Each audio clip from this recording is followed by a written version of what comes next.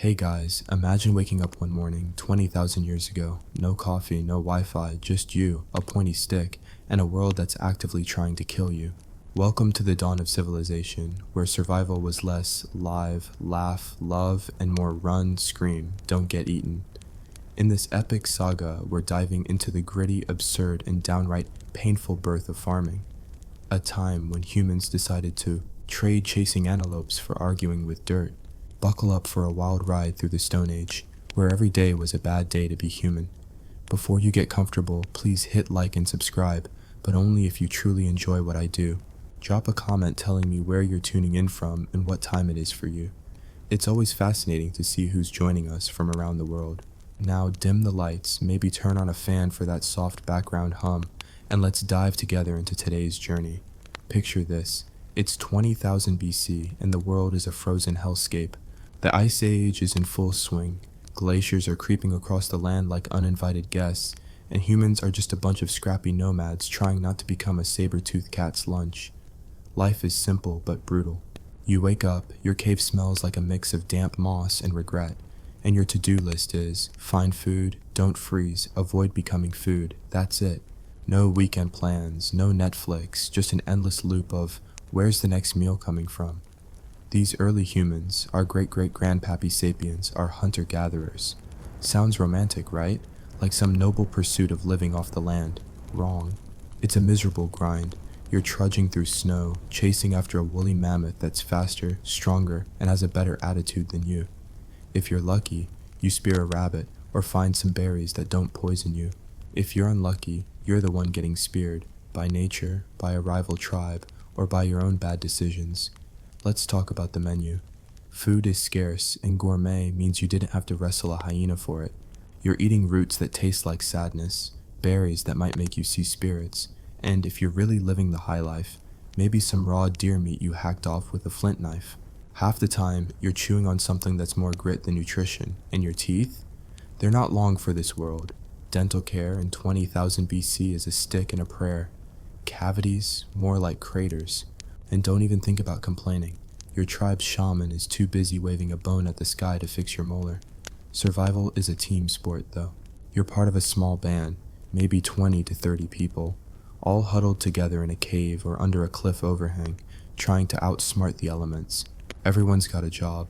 The men are out hunting, the women are gathering plants and keeping the kids from wandering into a bear's den, and the kids, they're just trying not to die. It's a family affair, but not the warm, fuzzy kind. More like we're all in this nightmare together, so don't screw it up. The social dynamics are peak drama. Imagine reality TV, but the prize is not starving. There's always that one guy who thinks he's the alpha, strutting around with his fancy new spear, only to trip over a rock and cry about it later. Rivalries flare up over who gets the best chunk of mammoth meat or the least drafty corner of the cave. And don't get me started on the gossip. Ugh, Gronk totally botched the hunt again. Someone mutters, while Gronk's over there pretending he meant to let that deer escape. But here's the kicker. These people are smart. Like, scary smart. They're not just surviving, they're inventing. They're carving tools out of stone, bone, and whatever else they can find. A sharp rock tied to a stick? Revolutionary. A basket woven from reeds? Pure genius. They're figuring out how to make fire, which is basically the Stone Age equivalent of landing on the moon. Fire means warmth, cooked food, and a chance to sit around at night, telling stories instead of shivering in the dark. But fire's also a diva, takes forever to get going, and if you mess it up, you're back to eating raw roots in the cold. Now, let's zoom out a bit. The world's a patchwork of climates, and not everyone's freezing their butts off. Down in the warmer regions, like the Fertile Crescent, modern-day Middle East, things are a bit less apocalyptic.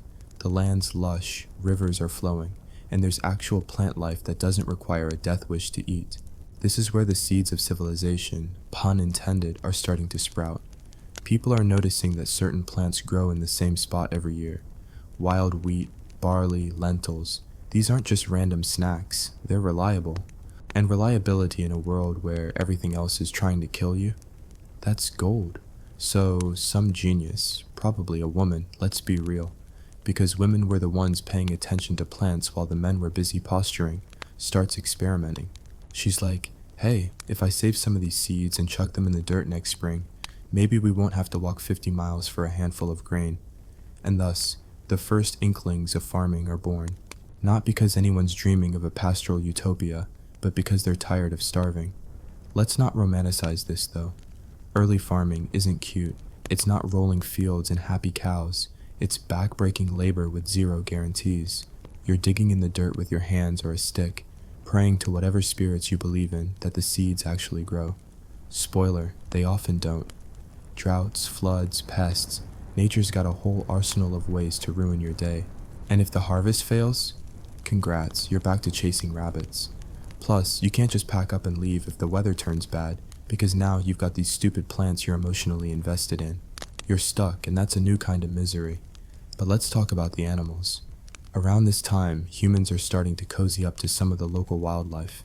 Not because they're lonely, though, let's be honest, a cave full of smelly relatives will make you consider befriending a wolf, but because it's practical. Wolves are hanging around human camps, scavenging scraps, and some of them are less rip your face off and more I'll tolerate you for food. Over generations, these wolves start turning into dogs. Not the fluffy Instagram kind, mind you. Think scrappy, mangy mutts who will guard your camp in exchange for a bone. This is the start of domestication, and it's less, aw, cute puppy, and more, you're useful, so I won't eat you. Yet, the pain of survival is real, folks. Every decision is life or death. Do you spend your day gathering firewood or hunting? Do you risk crossing that river for better foraging grounds, or stay put and hope the local plants don't run out? And don't even think about getting sick. There's no pharmacy, no WebMD, just some herbs and a shaman who's 50% healer, 50% con artist. Break a leg? You're probably done for. Get an infection? Say hi to the ancestors. Life expectancy is like 30, and that's if you're lucky enough to avoid the million ways to die before breakfast. Yet, despite all this, humans are stubborn. They're not just surviving, they're adapting. They're learning which plants are edible, which animals can be tamed, and how to make tools that don't suck.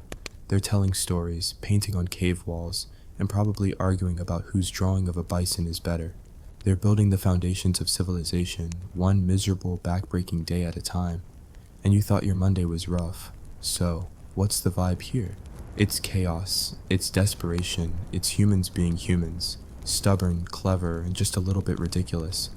They're not farming yet, not really, but they're laying the groundwork.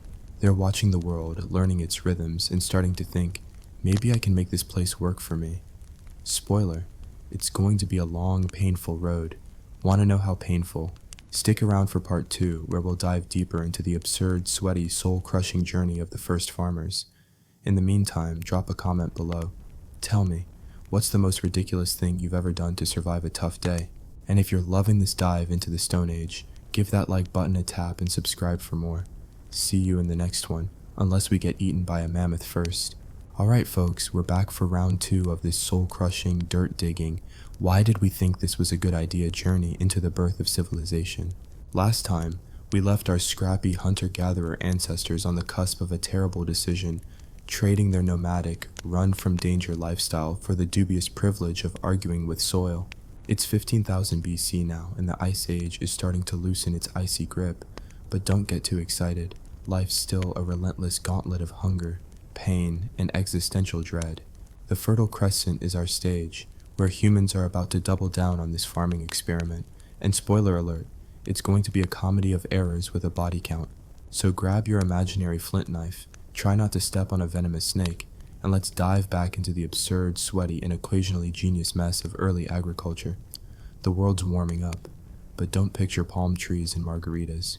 The glaciers are retreating, sure, but the land's still a patchwork of, "Ay, you might survive," and "lol, good luck."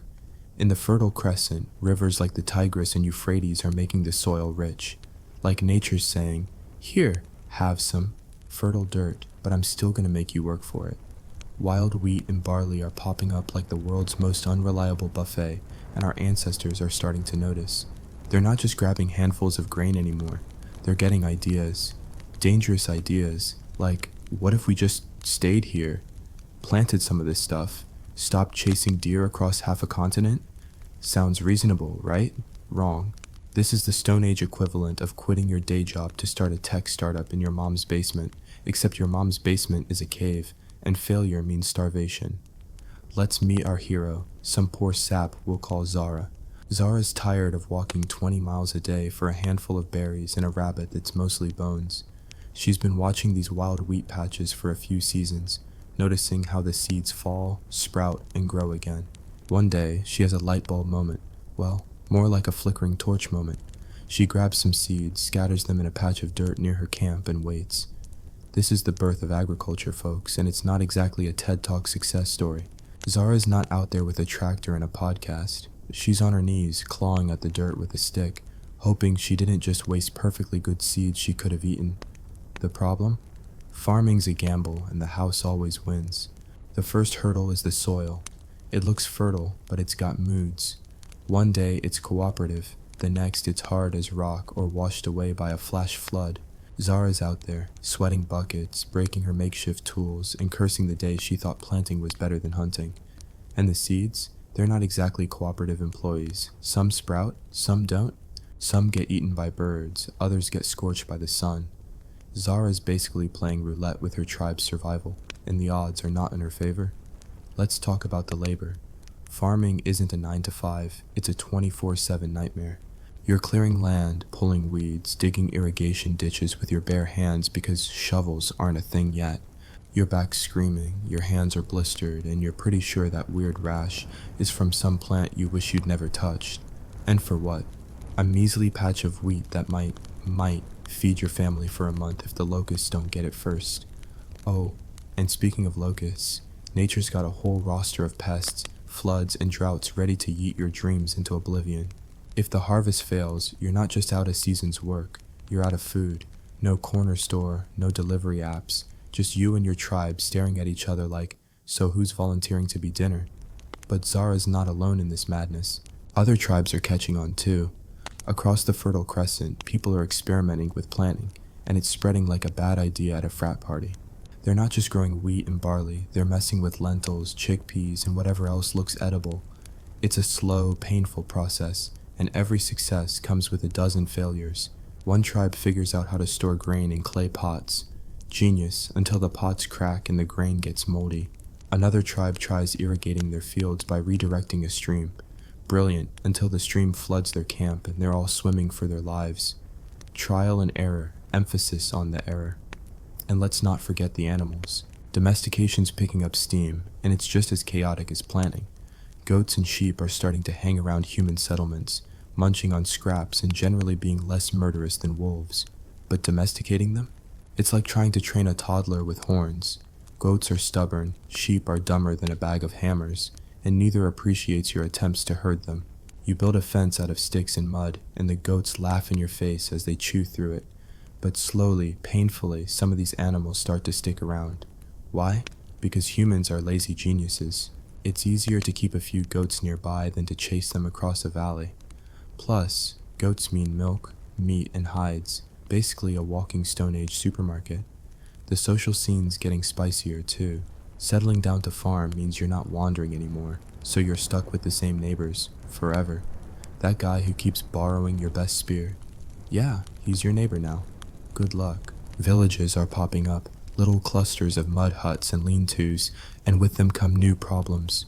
Who owns this patch of land? Who gets the water from the stream? And why does the Gronk keep stealing my grain? Property disputes are born, and they're settled the old-fashioned way. Yelling, posturing, and if things get heated, a good old-fashioned club to the head. Leadership's starting to emerge too, but it's less wise elder and more whoever's got the biggest stick. Power struggles, jealousy, betrayal. It's like Game of Thrones, but with worse hygiene. And hygiene? Oh, let's talk about that. Living in one place means you're not leaving your trash behind anymore. Piles of bones, rotting food, and human waste are just sitting there, attracting flies and disease. Sanitation's not a thing yet, so you're basically living in a petri dish. Your immune system's working overtime, and half the time it's losing. Diseases that were rare when you were nomads because you kept moving are now throwing a party in your village. Congrats, you invented agriculture and dysentery in the same breath. But here's the wild part. Despite all this misery, farming's starting to pay off. Not consistently, not easily, but enough to keep people hooked. A good harvest means you've got food stored for winter, which is a game changer. No more praying you'll find a deer before you starve. You've got grain, maybe some dried lentils, and if you're really fancy, a couple of goats to slaughter. It's not a feast, but it's security, or at least the illusion of it. This surplus is the first step towards something bigger. Civilization. Sounds grand, right? Except it's built on the backs of people like Zara, who are working themselves to death for a handful of wheat in a dream that's 90% nightmare. The absurdity doesn't stop there. Farming's changing how people think. Nomads didn't care about owning land. You can't own something when you're always moving. But now, that patch of dirt you've been sweating over for months, that's yours, buddy. And you'll fight for it. The concept of property is creeping in, and with it, inequality. Some families get better land, bigger harvests, more goats. Others, they're stuck with the rocky soil and a single scrawny sheep. The haves and have-nots are born, and suddenly your neighbor's not just annoying, he's a threat. Religion's getting a makeover too.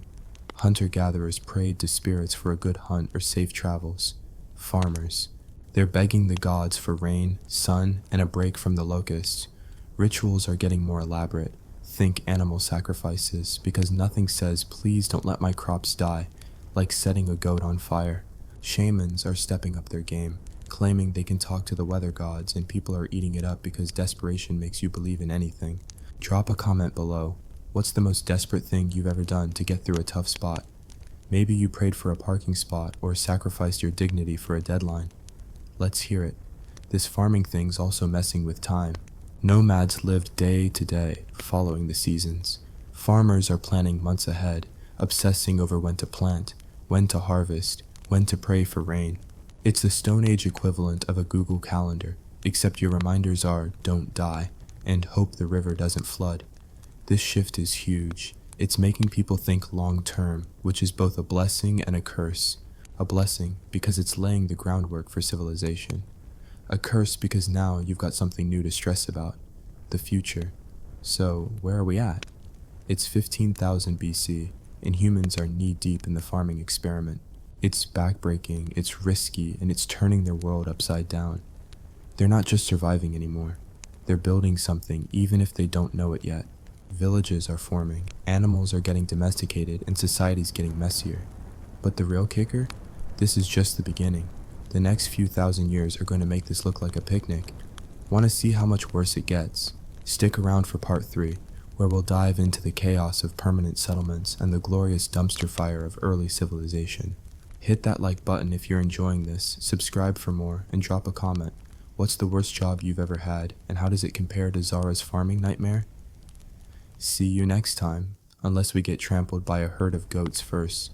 Welcome back, you brave souls, to part 3 of our wild, sweaty, and occasionally deranged dive into the birth of civilization. It's around 12,000 BC now, and our ancestors are neck-deep in the farming game, clinging to their patches of dirt like it's the last slice of pizza at a party. The Fertile Crescent is buzzing with proto-villages, half-domesticated goats, and the kind of existential dread that makes you question every life choice. Farming's no longer just a quirky experiment, it's a full-blown lifestyle, and it's turning everything upside down.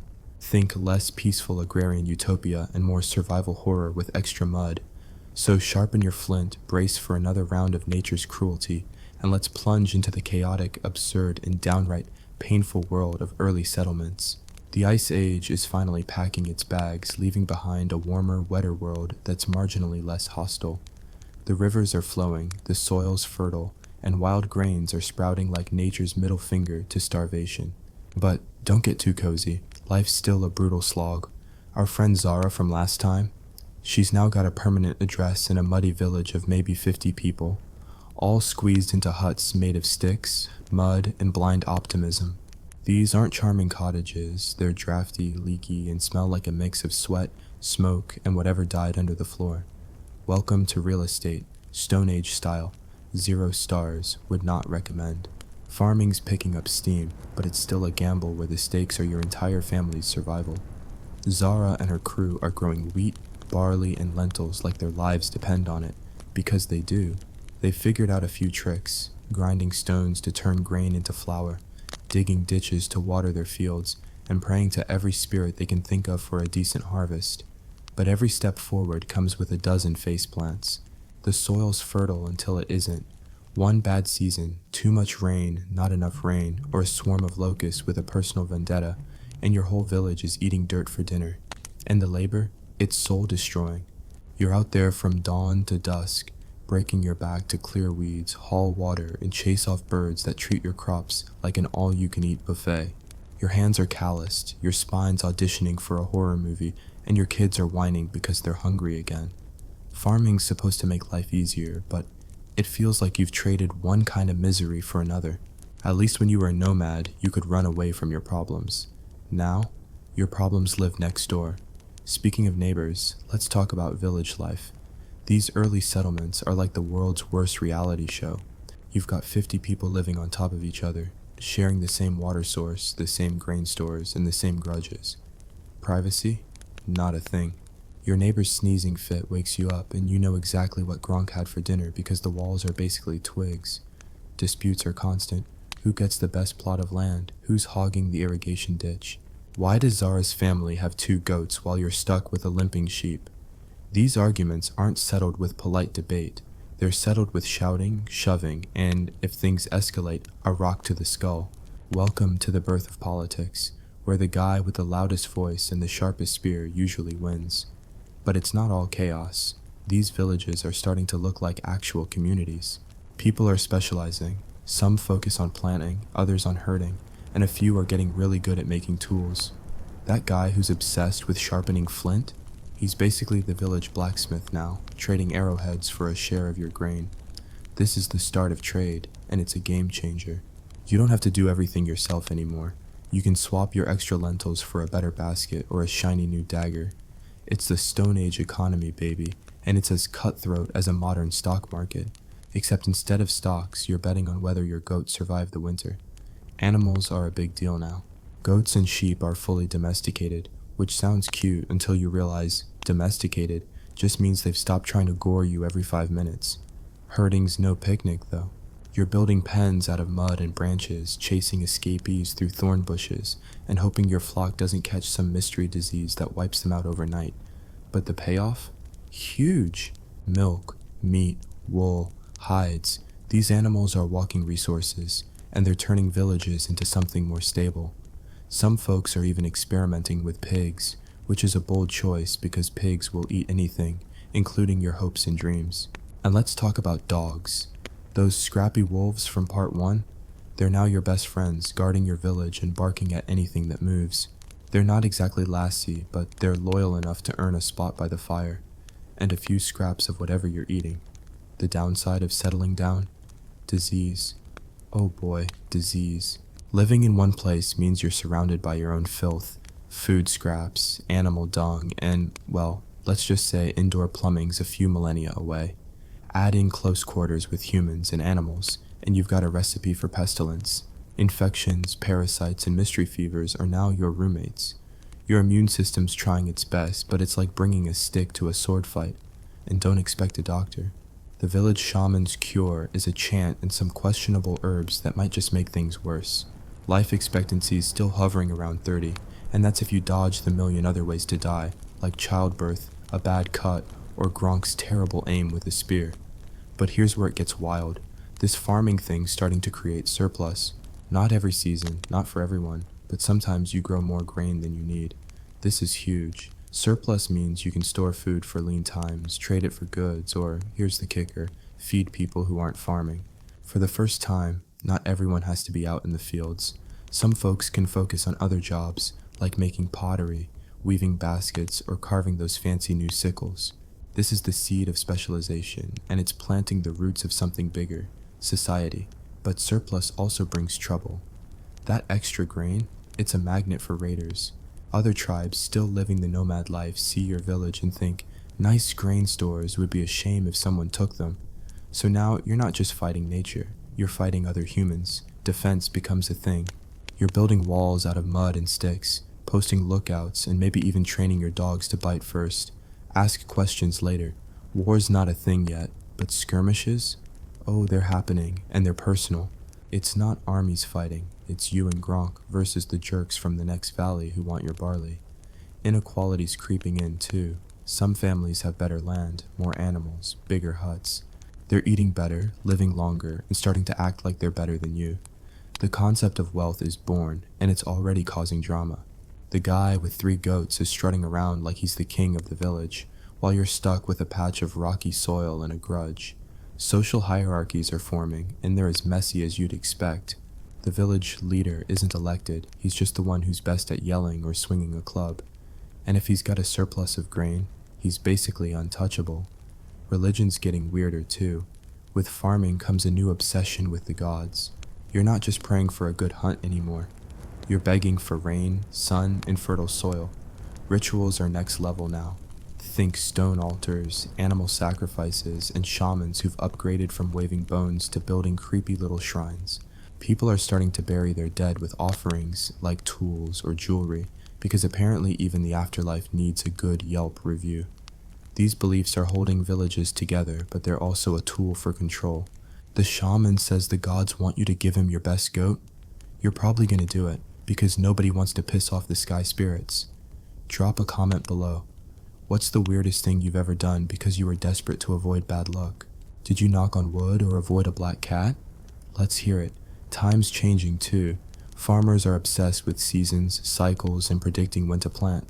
They're watching the stars, tracking the sun, and probably arguing about whether that cloud looks like rain or just a cosmic prank. This long-term thinking is rewiring their brains. They're not just living day to day, they're planning for next year, maybe even the next generation. It's a Stone Age version of a 401k, except instead of retirement, you're saving for not dying in the winter. So, where are we? It's 12,000 BC, and these early villages are the blueprint for civilization. They're small, they're messy, and they're held together by grit, grain, and a whole lot of stubbornness. Farming's giving people food, stability, and new ways to screw each other over. But the real chaos is coming. Want to know how these mud huts turn into actual towns? And how much worse life gets when you add more people, more rules, and more goats? Stick around for part 4, where we'll dive into the glorious, ridiculous, and utterly painful final chapter of the first farmers. Hit that like button if you're hooked, subscribe for more, and drop a comment. What's the worst neighbor you've ever had, and how do they stack up to Gronk? See you next time, unless we get buried under a pile of moldy grain first. Here we are, folks, at the grand finale of our gritty, absurd, and downright painful saga through the birth of civilization. It's around 8,800 BC, and the Fertile Crescent is no longer just a scattering of muddy huts and grumpy goats. It's the epicenter of a full-blown agricultural revolution. Our ancestors have doubled down on this farming madness, turning their back-breaking obsession with dirt into the foundation of everything we now call society. But don't be fooled. This isn't some heartwarming tale of progress. It's a chaotic, sweaty, and occasionally hilarious mess of human stubbornness, where every step forward comes with a face full of mud and a new way to suffer. So, grab your imaginary sickle, dodge that rogue pig, and let's dive into the final chapter of the first farmers, where villages turn into towns, hierarchies get nastier, and the dream of civilization starts looking like a fever dream. The world's warmer now, the glaciers are a distant memory, and the Fertile Crescent is practically a Garden of Eden, if Eden came with locusts, floods, and neighbors who steal your grain. Villages are growing, some swelling to hundreds of people, and they're starting to look like proper settlements. We're talking clusters of mud brick houses, actual streets, well, more like dirt paths, and granaries that scream, "We've got food, come rob us." These aren't just camps anymore. They're proto-towns, places like Jericho where people are building walls, not just for defense, but to flex on the neighbors. "Look at our stone wall," they're saying. "We're basically invincible." Spoiler, they're not. Farming's hit its stride, but it's still a cruel mistress. Our pal Zara, now probably a grizzled veteran of the wheat fields, is working with better tools. Polished stone sickles, grinding mills, even crude plows pulled by humans, because oxen are still a work in progress. They're growing wheat, barley, lentils, and peas like it's their job. Because it is. Irrigation's getting fancy, with ditches and canals that turn rivers into obedient employees. Well, mostly obedient. One bad flood and your whole village is underwater. Your crops are toast, and you're wondering why you didn't stick to hunting. The labor's still brutal. You're out there all day, every day, tilling, planting, weeding, harvesting, and praying. The weather doesn't pull a fast one. Your body's a wreck. arthritis from crouching, worn-out joints from hauling grain, and a permanent squint from staring at the sun to guess when to plant. And the kids? They're not off playing tag, they're in the fields pulling weeds or chasing birds. Child labor's not a controversy yet, it's just survival. If the harvest fails, there's no safety net. No supermarket, no charity, just you and your tribe rationing the last handful of barley while glaring at each other like, who's eating too much? Animals are the real MVPs now. Goats, sheep, and pigs are fully domesticated, and some folks are even wrangling cattle, which is like trying to tame a grumpy minivan. These animals aren't just food, they're currency. Got a surplus of goats? You're the Elon Musk of 8,800 BC, trading milk and meat for fancy pottery or a new spear, but herding's a headache. Your pens are still glorified piles of sticks, and your animals have a knack for escaping, getting sick, or just staring at you like they know you're a fraud. Dogs are still your best buds though, patrolling the village and barking at anything that moves. Raiders, wolves, or that shady guy from the next settlement who keeps eyeing your granary. Let's talk about society, because it's getting spicy. These proto-towns are packed with people, and with more people comes more drama. Property's a big deal now. That patch of land you've been slaving over, it's yours, and you'll club anyone who tries to take it. But not everyone's got prime real estate. Some families are stuck with rocky soil or a ditch that's more mud than water. Inequality's in full swing. Rich farmers with big huts, fat goats, and piles of grain are living it up, while others are scraping by with a scrawny pig and a grudge. This isn't just wealth, it's power. The guy with the most grain isn't just eating well, he's calling the shots, deciding who gets water, who works where, and who gets to marry his daughter. Leadership's no longer just who's got the biggest club. It's organized now, or at least as organized as a bunch of Stone Age farmers can manage. Village chiefs are emerging, usually the ones with the most stuff or the loudest shamans backing them up. These guys aren't kings yet, but they're close, strutting around like they own the place. Which, to be fair, they kind of do. And the shamans? They're the ultimate hype men, claiming they've got a direct line to the gods. Give me your best sheep, they say, and I'll make sure the rain comes. Spoiler, the rain doesn't always come, but the shaman's eating well. Religion's gone from quirky rituals to full-on institutions. Temples are popping up, well, more like big huts with extra vibes, where people offer grain, animals, and sometimes weirder stuff, like figurines that look suspiciously like Gronk's ex. These rituals are glue, holding the community together, but they're also a leash. The gods want you to obey the chief, pay your tithes, and not ask questions. Sound familiar? Drop a comment below. What's the most ridiculous rule you've ever followed just to keep the peace? Did you salute a boss you hated or follow a dumb tradition? Let's hear it. Trade's booming too. Your village isn't an island. You're swapping goods with others. Grain for pottery, hides for tools, maybe even some shiny obsidian from 100 miles away. This isn't Amazon Prime. It's a guy walking for days with a basket of barley on his back, hoping he doesn't get ambushed. Trade routes are forming, and with them, connections. Ideas, tools, and even diseases are spreading faster than gossip. Speaking of diseases, settling down's still a health nightmare. Living next to your animals and your trash means you're basically marinating in germs. Dysentery, infections, and parasites are your new neighbors, and they're worse than Gronk. Child mortality's brutal. Half your kids don't make it to their teens. And adults, you're lucky to hit 35 before your teeth fall out, or a bad cut sends you to the afterlife. Medicine's still just herbs, chance, and hope, and the shaman's cure is as likely to kill you as the disease. But here's the kicker. This whole farming thing's working. Not perfectly, not easily, but enough to change everything. Surplus food means not everyone's stuck in the fields. Some people are full-time potters, weavers, or tool makers, creating stuff that makes life marginally less awful. This specialization's the secret sauce of civilization. It's why you've got time to carve a fancy necklace or build a better hut instead of just chasing food all day. And those granaries, they're not just storage, they're power. Control the food, and you control the people. Chiefs and shamans are starting to figure this out, and it's laying the groundwork for something bigger. Cities, states, empires. But that's a problem for future generations. For now, it's all about survival, and survival's still a grind. Raiders are a constant threat. Nomad tribes haven't gotten the farming memo, and they're happy to swoop in and steal your hard-earned grain. Your walls and dogs help, but a determined band of hungry hunters can still ruin your day. Skirmishes are common, and they're brutal. Think less epic battle and more desperate brawl over a sack of barley. Weapons are getting better too. Spears, slings, and bows are now standard, because nothing says welcome to civilization like a well-aimed rock. Culture's evolving too. People are decorating their huts, carving little figurines, and painting on walls. Not just for fun, but to tell stories, mark territory, or appease the gods. They're burying their dead with more care, stuffing graves with tools, beads, and even food, because apparently the afterlife has a gift shop. These aren't just burials, they're statements. We're here, we're staying, and we've got stuff. It's the Stone Age equivalent of flexing on Instagram, except instead of a selfie, it's a skeleton with a fancy necklace. Time's a big deal now. Farmers are practically married to the calendar, tracking seasons, stars, and floods to know when to plant and harvest. They're not just surviving, they're planning, scheming, dreaming of a future where they're not one drought away from disaster.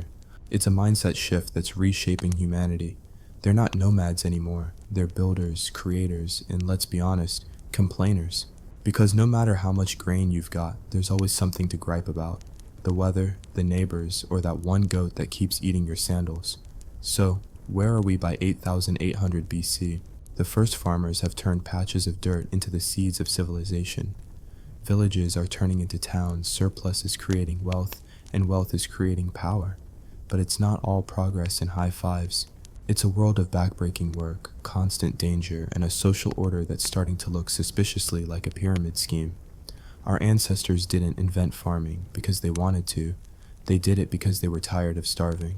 And in the process, they built something bigger than themselves, something that would outlast their aching backs and fleeting lives. That's the birth of civilization, folks. A glorious, ridiculous, painful accident. So, what's next? The road to cities, kings, and all the chaos that comes with them. But that's a story for another series. For now, let's salute Zara and her crew, who turned dirt into destiny, one miserable harvest at a time. Hit that like button if you've enjoyed this wild ride. Subscribe for more and drop a comment. What's the hardest thing you've ever worked for? And was it worth it? Let's hear it. Thanks for sticking with us through the mud, the blood, and the goats. See you next time, unless we get stuck in a granary heist first. Imagine waking up one day, blinking into the harsh sunlight, only to realize you're not in your cozy bed but sprawled on a lumpy pile of straw, surrounded by people who haven't discovered soap. Welcome to the Bronze Age, folks. A time when humanity decided to stop throwing rocks at each other like amateurs and start forging shiny, pointy things to do it with style. This isn't just a history lesson, it's a wild, sweaty, and slightly unhinged ride through a world where survival meant outsmarting wolves, neighbors, and your own terrible life choices. Buckle up for part 1 of this saga, where we dive into the chaotic dawn of the Bronze Age, and trust me, it's a mess worth watching. Want to know the dumbest thing ancient humans did to survive? Drop it in the comments and let's see if you can top their bad ideas.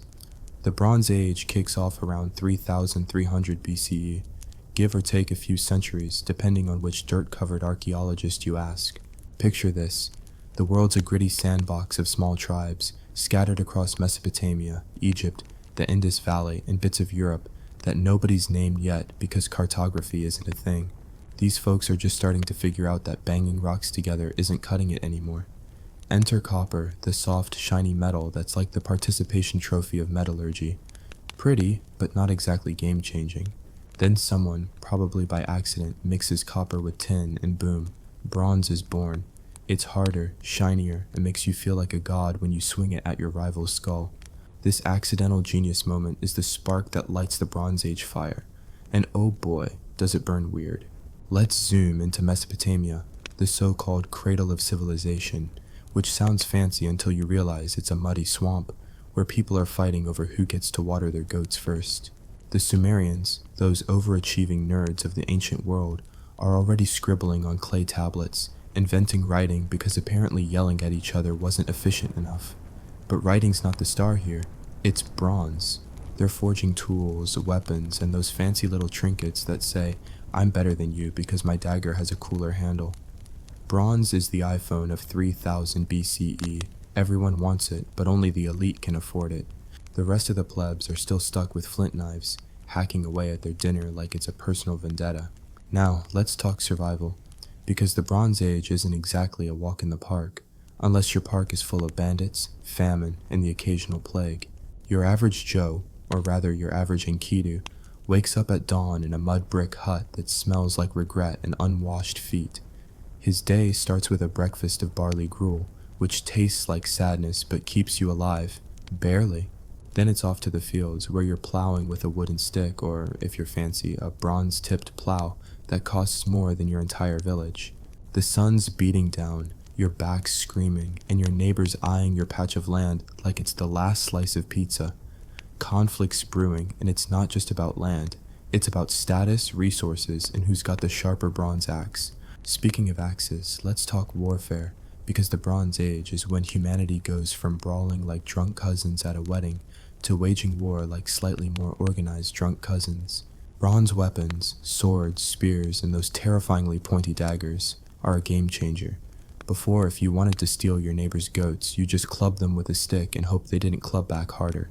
Now, you've got a bronze sword that can slice through their pathetic wooden shield like it's a stale loaf of bread. Armies are forming, city-states are popping up, and suddenly everyone's playing Risk with real lives. The Sumerians, Akkadians, and later the Hittites are all flexing their shiny new toys, conquering each other for glory, grain, or just because they're bored. But here's the kicker. Bronze isn't just about killing, it's about flexing.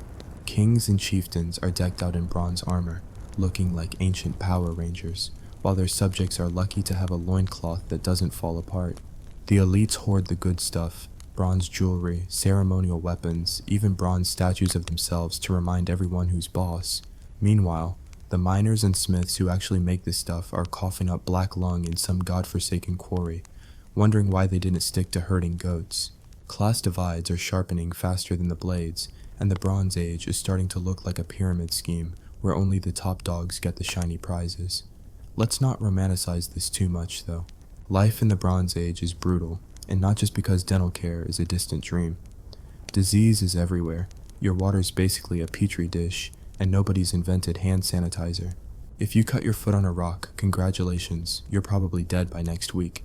Childbirth? A gamble where the house usually wins. And don't even get me started on the weather. One bad harvest and your whole village is eating dirt soup, praying to gods who seem to have a serious grudge. Speaking of gods, religion's a big deal now. People are building ziggurats and temples, offering bronze trinkets and the occasional human sacrifice to keep the Sky Daddy happy. Spoiler, it doesn't always work. Trade's another wild card. Bronze needs copper and tin, and those don't exactly grow on trees. Copper's common enough, but tin, that's the unicorn of the Bronze Age. You've got to trek across deserts or sail sketchy seas to places like modern-day Afghanistan or Cornwall, where tin's hiding in the ground like buried treasure. Trade routes are born, stretching across continents, and with them come merchants, bandits, and the kind of cultural exchange that's less kumbaya and more give me your tin or I'll bash your head in. Cities like Uruk and Mohenjo-Daro are buzzing. Hubs, where traders swap goods, gossip, and probably a few diseases. Globalization's starting, and it's as messy as you'd expect. Let's pause for a second to appreciate the artisans, because someone's got to make all this bronze bling. Picture a sweaty, soot-covered smith, hammering away in a workshop that's basically an oven.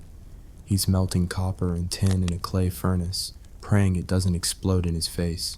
Metallurgy's half science, half witchcraft, and this guy's the closest thing to a rock star in 3000 BCE. His tools are crude, his life expectancy's abysmal, but he's crafting swords and sickles that'll outlast him by millennia.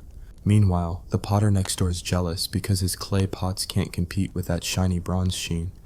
Tough luck, pal. Bronze is the new black. Now, let's get to the juicy stuff. Society's changing, and it's not all shiny daggers and heroic battles. With bronze comes power, and with power comes the kind of bureaucracy that makes you want to scream into a clay tablet. Kings and priests are calling the shots, building palaces and temples while everyone else is stuck paying taxes in grain or labor. Writing's exploding, mostly to keep track of who owes what to whom. Cuneiform's the hot new tech, and scribes are the nerdy gatekeepers of knowledge, scratching away at tablets while everyone else is out there dodging arrows. Social hierarchies are hardening, and if you're not born into the right family, you're basically doomed to a life of shoveling manure. But it's not all doom and gloom. Humans are adaptable even if their solutions are hilariously half-baked. Take irrigation, for example. The Mesopotamians figure out how to channel river water to their fields, turning deserts into farmland. Sounds great, right? Except when the canals clog, or the river floods, or your neighbor diverts the water to his field because he's a jerk. Still, it's progress, and it's feeding cities that are growing bigger and more chaotic by the day. People are living closer together, which means more fights, more diseases, but also more ideas bouncing around. The Bronze Age is a pressure cooker, and humanity's cooking up something wild. By now, you're probably wondering, how did these people not just give up? The answer's simple. They didn't have a choice. The Bronze Age is a grind, a sweaty, absurd, glorious grind, where every step forward comes with a dozen setbacks. Bronze gives them an edge, but it's not a cheat code. They're still at the mercy of nature, gods, and their own terrible decisions. And yet, they keep going, forging tools, building cities, and writing epic poems about how awesome they are. It's the kind of stubbornness that makes you want to cheer, laugh, and cry all at once. So what's the dumbest thing you think you'd do to survive in the Bronze Age? Hit the comments and let's compare notes. Part 2's coming, and it's only getting wilder. Ever wonder what happens when humanity's shiny new bronze toys start breaking bad? Welcome back to the Bronze Age, where the world's a chaotic stew of ambition, betrayal, and people who still think hygiene is optional. In part 2 of this wild ride, we're diving deeper into the absurdity of a time when kings built empires on the backs of sweaty farmers, trade routes turned into bandit highways, and everyone's just one bad harvest away from eating their sandals. This isn't your boring history textbook. It's a sarcastic, gritty peek into the madness of survival, power grabs, and the occasional Bronze Age equivalent of a midlife crisis. What's the worst job you'd take to survive this mess? Drop it in the comments and let's see if you'd rather shovel manure or dodge arrows. The Bronze Age is in full swing now, roughly 2500 BCE, and things are getting spicy. Mesopotamia is still the hot mess of civilization, but now Egypt's flexing with pyramids that scream, "We've got too much time and too many slaves." The Indus Valley's building cities so neat they make modern urban planners jealous. And in China, people are starting to figure out that bronze makes better weapons than harsh words. But let's not kid ourselves. This isn't a golden era unless your definition of golden includes dysentery and a life expectancy shorter than a TikTok trend. Bronze is changing the game, but it's also making everything more complicated, like upgrading from a flip phone to a smartphone and immediately regretting it. Let's start with the big shots. Kings, chieftains, and the occasional warlord who thinks he's a god because he's got a bronze crown. These guys are living large in palaces made of mud bricks, which sounds like an oxymoron until you see the bronze-plated doors and the poor saps who built them. Take Sargon of Akkad, the OG empire builder who around 2300 BCE decides he's tired of just ruling one city and starts conquering everything from Sumer to the Persian Gulf. His secret? Bronze weapons and an ego bigger than a ziggurat. His armies roll in with chariots. Yep, those are a thing now. Basically the Bronze Age equivalent of a tank, except they break down if you sneeze on them. Sargon's out here uniting Mesopotamia under one rule, which sounds impressive until you realize it's mostly held together by fear, bribes, and the promise of not getting stabbed. But empires aren't just about swinging swords, they're about control. And control means bureaucracy, the kind that makes you want to yeet yourself into the Euphrates. Scribes are the unsung heroes, or villains, depending on your perspective, scribbling away on clay tablets to track taxes, trade deals, and who forgot to pay their barley dues. Cuneiforms everywhere now, and it's not just for epic poems about gods smiting people. It's for keeping tabs on everything. How many goats you owe the king, how much grain your neighbor stole, and whether your cousin's still dodging conscription. These scribes are the nerdy backbone of civilization, but they're also the ones making sure you're taxed until you're eating grass for dinner. Speaking of taxes, let's talk about the little guy, because the Bronze Age isn't exactly a utopia for the average farmer. You're out there in the fields, breaking your back with a bronze-tipped plow that you'll never own, growing barley for some king who's lounging on a throne while you're dodging locusts and praying for rain. Your village is a cluster of mud huts, and your biggest flex is a goat that hasn't died yet. If you're lucky, you might trade some surplus grain for a bronze tool, but good luck affording it. Bronze is still the VIP pass of the era, and you're not on the guest list. Your life's a cycle of planting, harvesting, and hoping nobody raids your village before the next full moon. Raids, by the way, are a big problem. The Bronze Age is like a reality show where everyone's armed and nobody trusts each other. City-states are popping up like mushrooms after rain, and they're all competing for the same resources: water, land, and that sweet, sweet tin. Trade routes are booming, but they're also a magnet for trouble. Picture a caravan trudging through the desert, loaded with copper ingots and precious tin, guarded by guys with bronze spears who are just praying they don't run into bandits. Spoiler, they usually do. These trade networks stretch from the Mediterranean to the Indus Valley, swapping obsidian, textiles, and the occasional fancy bead, but every deal's a gamble. You might get rich, or you might get a dagger in the back. Let's talk about those trade routes, because they're the Bronze Age's version of the internet, connecting people, spreading ideas, and occasionally crashing spectacularly.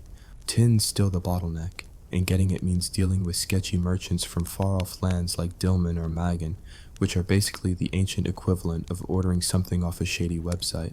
Ships are sailing the Persian Gulf, creaking under the weight of cargo, while sailors pray to whatever god they believe in that they don't sink or get robbed by pirates.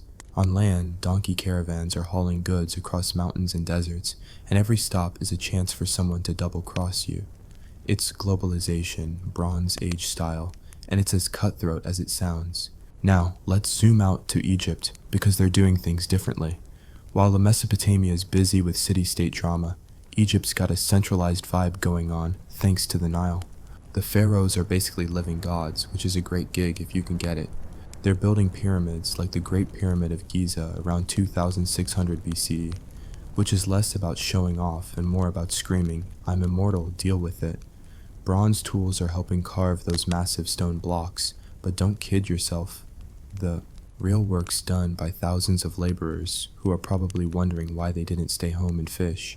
Egypt's also trading with places like Punt, swapping gold and papyrus for incense and exotic woods, because even pharaohs need to keep up appearances. Religion's getting weirder too. In Mesopotamia, they're still building ziggurats and sacrificing goats to appease Inanna or Enlil, but now the rituals are flashier, with bronze statues and altars that cost more than your village. In Egypt, it's all about the sun god Ra and making sure the pharaoh's afterlife is as blinged out as his earthly one. Meanwhile, in the Indus Valley, nobody's quite sure what they're worshipping, because they didn't leave behind a Rosetta Stone, but their cities have fancy bathhouses and drainage systems that make everyone else look like they're living in a dumpster. Religion's not just about faith, it's about power, and bronze is the ultimate power symbol, whether it's a ceremonial dagger or a statue of some god who's definitely not answering your prayers. Let's not forget the artisans, because they're the real MVPs. Blacksmiths are still hammering away, turning lumps of metal into tools and weapons that'll be dug up by archaeologists thousands of years later. But now they're getting fancy, experimenting with alloys and casting techniques that are basically Bronze Age rocket science. Potters are stepping up their game too, making vessels so intricate they're practically art. And then there's the jewelry, bronze necklaces, earrings, and bracelets that say, "I'm rich and you're not." The catch? Most of these artisans are working for the elite, so while they're crafting masterpieces, they're still eating the same barley gruel as everyone else. Warfare's evolving, and it's not pretty. Bronze armor's a thing now, but it's heavy, hot, and only the rich guys can afford it. The rest of the grunts are stuck with leather or nothing, hoping their bronze spear doesn't snap mid-battle. Chariots are the new hotness, pulled by horses or donkeys and driven by warriors who think they're in a Fast and Furious sequel. But let's be real. Most battles are still chaotic melees where strategy means stab the other guy before he stabs you. The Hittites are starting to make a name for themselves, with bronze weapons that are the envy of the region, and they're not afraid to use them to bully their neighbors. Society's getting more complex and not in a fun way. Cities are growing, which means more people, more problems. Sanitation's a nightmare. Open sewers and piles of trash are just part of the urban charm. Disease is still a constant companion, and medicine's mostly herbs, prayers, and hoping for the best. Women's roles are shifting, but not exactly for the better. In some places, like Sumer, elite women can own property or run businesses, but most are stuck with domestic drudgery or weaving textiles for the elite. And kids? They're basically tiny laborers, helping in the fields or learning a trade before they hit double digits. By now, the Bronze Age is a full-on roller coaster of progress and pain. Bronze has made life shinier, but it's also made it meaner. Power's consolidating, wars are escalating, and the gap between the haves and have-nots is wider than the Tigris. Yet somehow, people keep pushing forward, building, fighting, and trading like they've got something to prove. Maybe it's the stubborn human spirit, or maybe it's just that nobody's invented quitting yet. What's the worst a Bronze Age job you'd be stuck with? Scribe, smith, or something even worse? Hit the comments and stay tuned for part 3, where things get even more unhinged. So you thought the Bronze Age couldn't get any crazier? Oh, sweet summer child, welcome to part 3, where empires rise, fall, and trip over their own arrogance, while regular folks are just trying not to die from a bad kebab or a stray arrow. It's around 2000 BCE, and the world's a sweaty, bronze-fueled soap opera of epic battles, shady trade deals, and gods who clearly have better things to do than answer prayers. This is history with a side of snark, where survival's a daily gamble and the only thing shinier than a bronze sword is the audacity of the people wielding it. What's the most ridiculous way you try to impress a Bronze Age king? Drop it in the comments and let's see if you'd outshine their bronze bling. The Bronze Age is hitting its stride now, and it's less a stride, more a chaotic stumble. Mesopotamia is a patchwork of city-states and empires, with the Babylonians starting to flex under guys like Hammurabi, who's probably already dreaming up his famous code of laws to make everyone miserable with rules. Egypt's Old Kingdom is giving way to the Middle Kingdom, where pharaohs are still acting like gods, but now with better PR. The Indus Valley's Harappan civilization is peak urban chic, with plumbing that makes Mesopotamia look like a porta-potty convention. And in the Aegean, the Minoans are living their best island life, painting frescoes and dodging volcanoes. But don't let the shiny bronze fool you. Life's still a brutal slog, and everyone's one bad decision away from ruin. Let's talk power, because the Bronze Age is when the big dogs start barking louder. Empires are getting ambitious, and it's all thanks to bronze. Take the Hittites, who are basically the new kids on the block with a chip on their shoulder and a bronze sword in hand. They're carving out a chunk of Anatolia, bullying their neighbors with chariots and an attitude that says, "We're here, and we're not sharing the tin." Their capital, Hattusa, is a fortress of stone and ego, complete with bronze gates that scream, "Try me." Meanwhile, in Mesopotamia, the Akkadian Empire is crumbling like a stale biscuit, leaving room for new players like the Assyrians to start stirring the pot. It's a Game of Thrones, but with worse hygiene and no dragons. Warfare's getting uglier, and bronze is the MVP. Swords are longer, spears are pointier, and armor's starting to look like something you'd see in a fantasy RPG, if that RPG had no healers and terrible graphics. Chariots are everywhere now, zipping around battlefields like the Bronze Age equivalent of a sports car, except they're pulled by donkeys and break down in the mud. The elites are decked out in bronze-scale armor, looking like knockoff superheroes, while the poor grunts are lucky to have a leather cap and a stick. Battles aren't just about land anymore. They're about prestige, trade routes, and making sure your enemies know you've got the better blacksmith. The Hittites, for example, are so good at war that they're basically the Bronze Age's answer to a wrecking ball. But let's not forget the trade game, because it's the lifeblood of this era and twice as shady. Tin's still the holy grail, and getting it means dealing with merchants who'd sell their own kids for a profit. Trade routes are sprawling, connecting Mesopotamia to Egypt, the Indus Valley to the Persian Gulf, and even creeping into Europe, where people are just starting to catch the bronze bug. Ships are braving the Mediterranean, loaded with goods like lapis lazuli, amber, and bronze ingots, while sailors pray they don't end up as fish food. On land, caravans are dodging bandits and sandstorms, hauling goods across routes that make the Silk Road look like a Sunday drive. Every deal's a hustle, and every trader's got a knife hidden somewhere. Let's zoom into the Indus Valley, because these guys are the unsung heroes of the Bronze Age. Their cities like Mohenjo-Daro and Harappa are so well planned they make modern suburbs look like a toddler's Lego project. We're talking grid layouts, standardized bricks, and drainage systems that actually work. They're trading with Mesopotamia, swapping cotton textiles and beads for bronze and prestige, all while keeping their secrets close. Nobody's cracked their writing system yet, so we're just guessing at their grocery lists. But don't get too cozy. These cities are also dealing with floods, droughts, and the occasional invasion, because nothing says Bronze Age like a natural disaster to spice things up. Religion's getting extra dramatic too. In Egypt, the pharaohs are doubling down on their god-king shtick, building temples to Amun-Ra that are basically flexes in stone. In Mesopotamia, every city's got its own deity, and they're all competing for attention like reality TV stars. Ziggurats are taller, sacrifices are bloodier, and bronze altars are the new must-have for any self-respecting temple. The Minoans, meanwhile, are doing their own thing, worshipping bull-leaping goddesses and throwing parties that probably involve way too much wine. Religion's not just spiritual, it's political, and bronze is the currency of divine favor, whether it's a ceremonial axe or a statue of some god who's definitely ghosting you. Artisans are still the backbone of this shiny madness. Blacksmiths are now basically wizards mastering lost wax casting to make intricate bronze statues that'll end up in museums millennia later. Potters are churning out ceramics that are less a functional jar and more look at my art degree. Weavers are making textiles so fine they're practically currency, traded alongside bronze for exotic goods like ivory or turquoise. But these artisans aren't living the high life. They're slaving away for kings and priests, hoping their next paycheck isn't just another bowl of gruel. The class divide's starker than ever, and if you're not in the elite club, you're basically invisible. Life for the average person? Still a nightmare. You're a farmer, a laborer, or, if you're really unlucky, a miner digging up copper in a hellhole where the air's more dust than oxygen.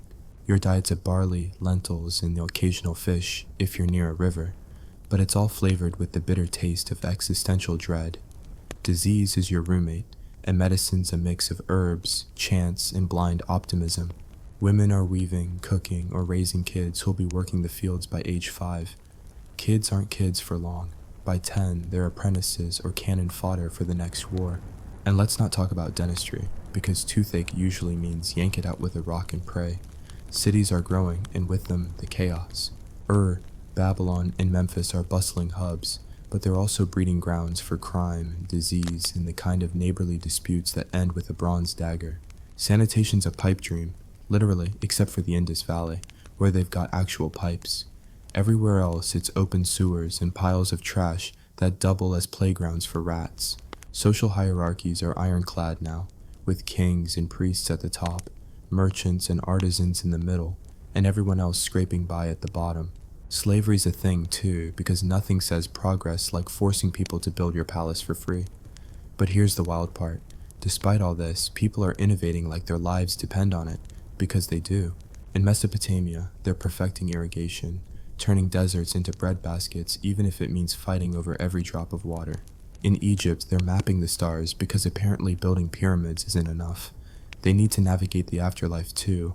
The Minoans are inventing plumbing and frescoes because why not live in style before the volcano gods get cranky? Even writing's evolving, cuneiforms getting more complex, and Egypt's hieroglyphs are basically emoji for the elite. It's progress, but it's messy, and every step forward comes with a body count. The Bronze Age is a paradox. It's humanity's big leap into civilization, but it's also a masterclass in surviving stupidity. Empires are rising, but they're fragile, built on the shaky foundations of bronze, ambition, and prayers to gods who don't seem to care. Trade's connecting the world, but it's also spreading conflict and disease. And through it all, regular people are just trying to make it to tomorrow without starving, getting raided, or accidentally angering a priest. It's a world of shiny triumphs and grim realities, and somehow, humanity's making it work. So, what's the most absurd way you try to win over a Bronze Age ruler? Bribe them with bronze, or just challenge them to a chariot race? Hit the comments and brace yourself for part 4, where the Bronze Age starts to crack. Here we are, folks, at the grand finale of our Bronze Age saga, part 4, where the shiny dream of bronze starts to rust, empires crumble like overbaked clay, and humanity still swinging swords while dodging fate's cruel sense of humor. It's around 1500 BCE, and the world's a fever dream of collapsing civilizations, new players stepping up, and regular people just trying to avoid becoming collateral damage in the chaos. This is history with a smirk, a tale of hubris, heartbreak, and the kind of survival instincts that make you wonder how we ever made it out alive. What's the one Bronze Age invention you'd steal from modern life? Drop it in the comments and let's see if you'd pick plumbing or a pointy stick. The Bronze Age is hitting its twilight now, and it's less a sunset glow, more a dumpster fire. Mesopotamia is a revolving door of empires. Babylon's holding court with Hammurabi's code, a 282 rule buzzkill that's basically an eye for an eye meets ancient HR. Egypt's Middle Kingdom is giving way to the New Kingdom, where pharaohs like Thutmose III are conquering everything in sight, flexing bronze weapons and an ego to match. The Hittites are still throwing punches in Anatolia, but the Mycenaeans are stealing the spotlight in Greece, building palaces and tombs that scream, "We're rich, and we've seen the Iliad coming." Meanwhile, the Indus Valley is starting to wobble, and, nobody's sure why, spoiler, it's not good news. This is the era where bronze is king, but even kings fall, and the cracks are showing. Let's talk collapse, because the Bronze Age loves a good implosion. Around 1200 BCE, things start going sideways, and historians call it the Late Bronze Age collapse, which sounds like a bad movie but feels more like a global prank. The Hittites? Gone. Their capital Hattusa burned to a crisp. The Mycenaeans? Their palaces are toast and their fancy linear B tablets are just fancy kindling. Egypt's holding on, but barely, fending off mysterious sea peoples who roll in like pirates with a grudge and bronze swords. Nobody knows exactly who these sea peoples are. Think of them as the Bronze Age's anonymous trolls, wrecking everything and leaving no forwarding address. Trade routes are drying up, cities are emptying, and suddenly, that shiny bronze sword doesn't feel like enough. Why is it all falling apart? Take your pick. Climate change, droughts, earthquakes, or just too many people swinging bronze axes at each other. The trade networks that kept the Bronze Age humming are collapsing like a house of cards in a sandstorm. Tin's harder to get than ever, and without it, your bronze empire is just a bunch of guys with copper sticks. Famine's hitting hard. Turns out you can't eat bronze, no matter how shiny it is. And those sea peoples? They're raiding coasts from Greece to Egypt, turning trade hubs into ghost towns. It's like the Bronze Age decided to rage quit, and everyone's scrambling to survive the aftermath. But let's rewind a bit, because before the collapse, the Bronze Age is still flexing. The Mycenaeans are building massive palaces like Knossos and Pylos, with frescoes that make you think they're auditioning for an ancient HGTV special. They're trading with Egypt and the Levant, swapping bronze weapons for spices and bragging rights. Their warriors, decked out in boar tusk helmets and bronze armor, look like they stepped out of a Homeric epic, probably because they did. Meanwhile, in Egypt, Ramses II is fighting the Hittites at Kadesh in 1274 BCE, one of the first battles we've got a play-by-play for, thanks to some boastful hieroglyphs. It's a draw, but both sides claim victory, because Bronze Age PR is all about spin. Trade's still the backbone, but it's creaking. The Uluburun shipwreck, found off modern Turkey, is like a time capsule of Bronze Age hustle, loaded with copper ingots, tin, glass beads, and even a bronze sword with an ivory handle. It's proof that people are still sailing sketchy seas to keep the bronze flowing. But it's also a warning. One wrong wave, and your whole cargo's at the bottom of the Mediterranean. Land routes aren't much safer, with bandits and rogue warlords ready to jack your caravan. The Minoans, before their volcano gods got cranky, were masters of this game, trading with Egypt and Mesopotamia while throwing bull-leaping parties that probably doubled as networking events. Religion's hitting peak drama. In Egypt, Akhenaten tries to reinvent the wheel by worshipping one god, Aten, and basically telling everyone else's gods to take a hike. Spoiler, it doesn't go over well, and his son Tutankhamun has to clean up the mess. In Mesopotamia, they're still sacrificing animals, and sometimes people, to keep the gods from smiting them, but the gods seem to be on permanent vacation. Bronze statues and altars are everywhere, because nothing says "I'm pious" like a shiny offering that costs more than your village. The Mycenaeans, meanwhile, are worshipping proto-Greek gods like Zeus and Poseidon, probably while wondering why their palaces keep burning down. Artisans are pushing the limits, and it's honestly impressive.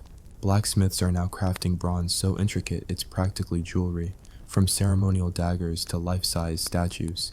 In China, the Shang dynasty's churning out bronze ritual vessels so detailed they're basically 3D art. Potters are making ceramics that could double as royal dinnerware, and weavers are producing textiles that are traded as far as Egypt. But these artisans are still at the mercy of the elite, who want their bronze bling yesterday and don't care if you're coughing up a lung in the process. The gap between rich and poor is a chasm now, and if you're not a king or a priest, you're just a cog in the bronze machine. Life for the average person? Brutal as always. You're still farming, mining, or hauling goods, hoping you don't get conscripted into some king's war, or sacrificed to appease a storm god. Your diet's a sad mix of barley, lentils, and whatever you can scavenge, with the occasional treat of spoiled fish. Disease is a constant threat. Malaria, dysentery, and mystery fevers that nobody's got a name for. Women are still weaving, raising kids, or working as priestesses if they're lucky, but most are just surviving. Kids are laborers by age 7 because childhood's a luxury nobody can afford. And if you're a slave, you're building palaces or mining copper until you drop, with no HR department to complain to. Cities are on their last legs. Babylon's still a powerhouse, but even it's feeling the strain of overpopulation and bad harvests. The Indus Valley cities are declining, maybe from floods or invaders, and their fancy plumbing's not saving them. The Aegean's a war zone, with Mycenaean palaces burning and warriors fighting over the scraps. Egypt's hanging on, but the sea peoples are knocking, and the pharaohs are running out of tricks. It's chaos, but it's also a weird kind of reset. Civilizations are falling, but new ones are waiting in the wings, ready to pick up the bronze pieces. And yet, through all this, humanity's still innovating. Writing's getting more sophisticated. Linear B in Greece, cuneiform in Mesopotamia, hieroglyphs in Egypt. They're not just for taxes anymore. They're for epic poems, treaties, and love letters that probably got someone in trouble. Metallurgy's peaking, with bronze tools so advanced they're practically sci-fi for the time. And in China, the Shang are casting bronze bells that ring with the kind of swagger that says, "We're here to stay." It's the end of an era, but it's also the start of something new. Iron's on the horizon, and it's about to make bronze look like yesterday's news. The Bronze Age is a wild, messy, glorious train wreck. It gave us cities, writing, and the kind of ambition that builds pyramids and burns empires. But it also gave us war, inequality, and a reminder that progress comes with pain. Bronze changed the world, but it didn't make it kinder, just shinier. As the collapse looms, people are still fighting, trading, and praying, because that's what humans do. They keep going, even when the gods, the weather, and their own bad ideas are against them. So, what's the one Bronze Age gadget you'd bring to 2025? Plumbing, chariots, or maybe just a really sharp sword? Hit the comments and let's wrap this saga with your best ideas. 10 seconds. That's how long it takes for a society to forget why it formed in the first place. And for one stubborn law to slide into myth, myth into ritual, ritual into the excuse for a very long dinner. Stay with me. By the time your ancestors stopped fighting over nettles and started arguing about property lines, someone wrote the first rule down and sighed with relief. You are about to witness the glorious, painful, and mildly ridiculous birth of order from pure, unfiltered chaos. They called them laws, but they were more like feverish suggestions scrawled by people who had just survived a winter and wanted to be remembered. Picture a handful of survivors sitting in a smoky hut where the roof leaks romantically, matted with bird feathers and the tarry remains of last night's argument. Outside, wolves, a famine, and the neighbor practicing his new skill of inventing new curses.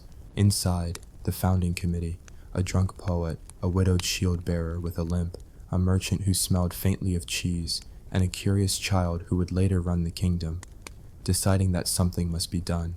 Order, they agreed, should be less lethal than it had been. The very first law was not noble, it wasn't even clever. It read like a grocery list crossed with a threat. No one shall steal another's goat unless doing so prevents starvation, which must be proven by a panel of 3, and if the goat is particularly ugly, compensation may be half a loaf. The committee celebrated. They toasted with what could pass for wine. They felt progress. For the next 200 years, this law was expanded, interpreted, embroidered, and occasionally ignored by every man who owned a stick. An effective law, the survivors learned, needs 2 things: a story to justify it, and a punishment you can deliver, without a jury and with minimal paperwork. So early legislators became excellent storytellers. They attached myths to rules like barnacles to a hull. A law against taking another's fire? It came wrapped in the legend of Ash Mother, who taught sharing and then cursed the selfish with smoky dreams. A rule that everyone must clean the communal well on market day. That was explained as an homage to the god of clear water, who, frankly, was very picky. People believed because stories made the law feel like fate. Fate created shame. Shame created behavior. Or if that failed, fear usually did the job. When the first judges appeared, in robes stitched from hand-me-down banners and irony, they did not call themselves judges. Titles were expensive and sounded pretentious. They called themselves remembrancers, and their job was to remember what the law said last Tuesday versus what it meant that morning. Remembrancers had an odd combination of memory and cruelty. They could recite the Treaty of the Three Rivers in a monotone, and they could sentence thieves to rescue the neighbor's livestock during the full moon as penance. Their punishments doubled as public service. This was efficiency by necessity. Every law inevitably became a law about other laws. The first code included a clause that forbade changing the code without consensus, which required a quorum of elders who only convened in good weather. So when famine, plague, or similar misfortunes required swift reply, the law itself made it illegal to do anything quickly. People adapted. A class of improvisers arose, men and women who held emergency councils in barns, marrying two rules into one or inventing third options out of thin air. We shall milk the goats and vote verbally while the wind is favorable. Their rulings, though technically unlawful, often saved lives and thus gained a retroactive respectability through the slow alchemy of public gratitude. As settlements grew, the stakes changed and statutes acquired a new flavor: bureaucracy. Paper, or the closest thing to it, thinly scraped bark and the odd bit of vellum, became sacred. The first scribes were venerated less for literacy and more for their ability to make a signature look impressive. If you could produce a squiggle that resembled a wave, you could own a 10-acre lot and a reputation. The art of the signature turned out to be more powerful than swords, for the simple reason that scribes could summon witnesses who would later insist they had seen your name on the paper. Courts preferred paper. Paper argued. Paper made history look official. Economic laws followed quickly, because nothing organizes desperation like trade. A market law decreed fair weights, a gesture of hope that merchants would stop substituting rocks for grain. It worked when merchants feared their neighbor's wrath. It failed when that same fear could be bought.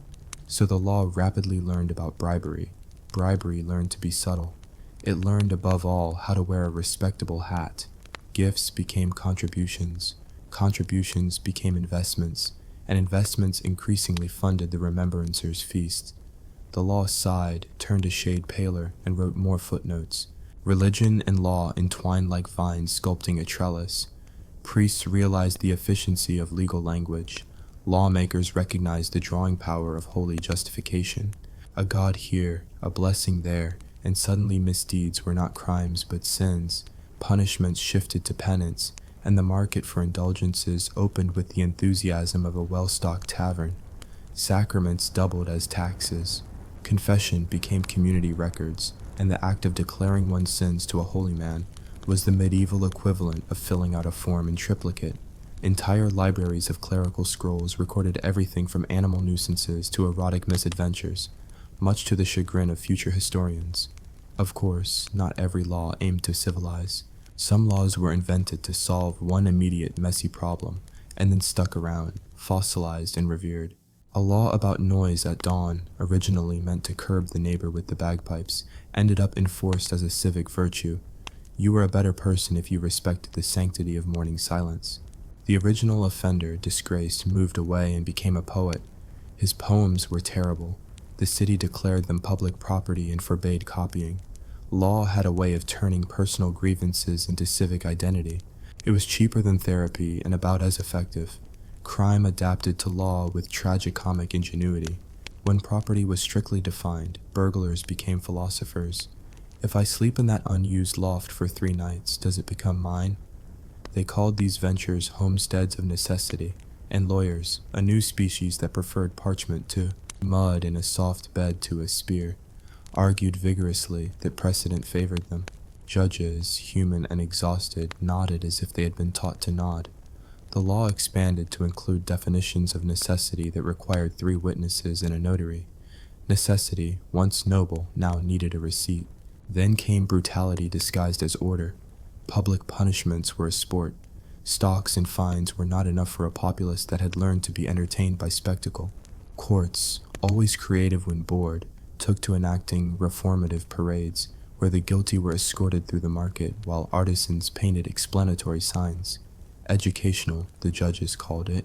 The spectacle was supposed to teach respect for the law. Mostly it taught the crowd sarcasm and a newfound talent for inventing rhymes about the judge's vestments. The law was supposed to instill moral rectitude. Instead, it instilled a thriving culture of mocking songs. Every law breeds loopholes the way mold finds damp. Enter the loopholers, a guild of sharp-witted folk who specialized in inverting rules. They were a nuisance and brilliant. When a law banned walking after dark without a torch, loopholers distributed lanterns with a convenient hole so the light mostly escaped. When a tax required farmers to declare yields in grain, loopholers started reporting in units of satisfaction, a number impossible to audit. Governments sighed and adapted, adding more clauses and then hand-wringing about their own verbosity. A committee was formed to oversee the committees. The idea was noble. The paperwork was heroic. Women and other marginalized people experienced laws differently, not as abstractions, but as daily ambushes. Laws about inheritance, marriage, and mobility seldom considered their freedom. They codified it into quaint exceptions. A widow's right to property lasted only until a living male cousin with a suspicious mustache claimed it. Women found ways to navigate. Some embraced the cloak of widowhood as political cover.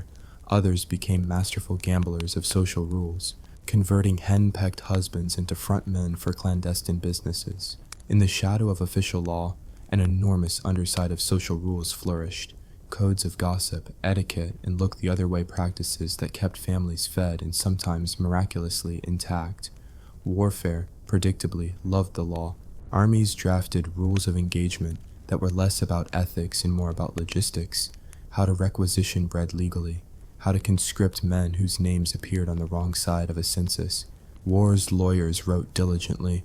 They loved the clarity that battle provided. They could produce a contract that declared a valley neutral until someone more competent arrived and declared it theirs. Siege law was the apogee of bureaucracy. If a town surrendered under a purple flag, its debts were forgiven. If it surrendered under a green flag, taxes continued for 3 generations. Flags, therefore, became valuable and confusing. Merchants sold them by the yard. The legal system also declared war on ambiguity itself. A famous edict demanded that all insults be rendered in triplicate for the sake of accurate record-keeping. It was sensible on paper and disastrous in practice. Every tavern quarrel required a clerk.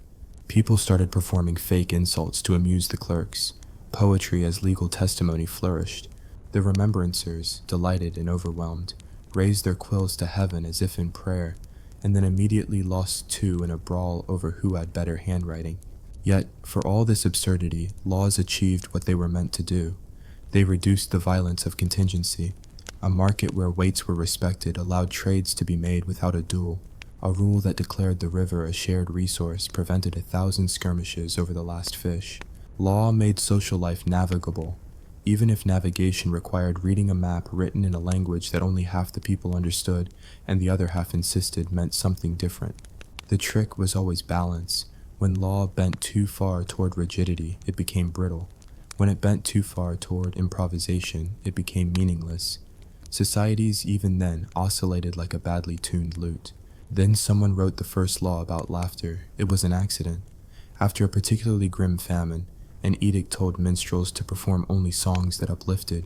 A local performer, furious and hungry, sang a sonnet that accused the mayor of wearing his sister's hats.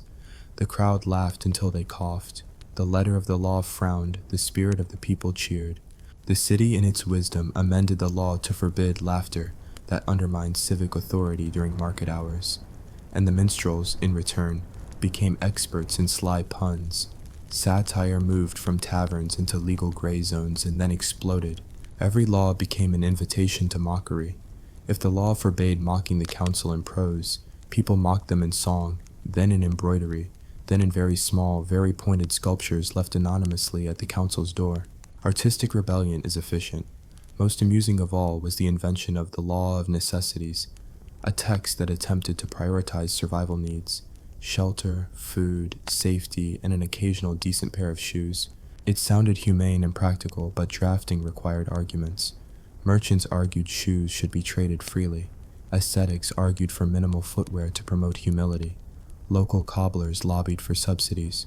In the end, the law decreed that necessities would be provided as resources in dignity permit, which is to say that it promised comfort in theory and ration cards in practice. People accepted this. What choice did they have? But they kept the phrase, as resources and dignity permit, because it made them feel dignified while they waited in line. Laws also created heroes and frauds.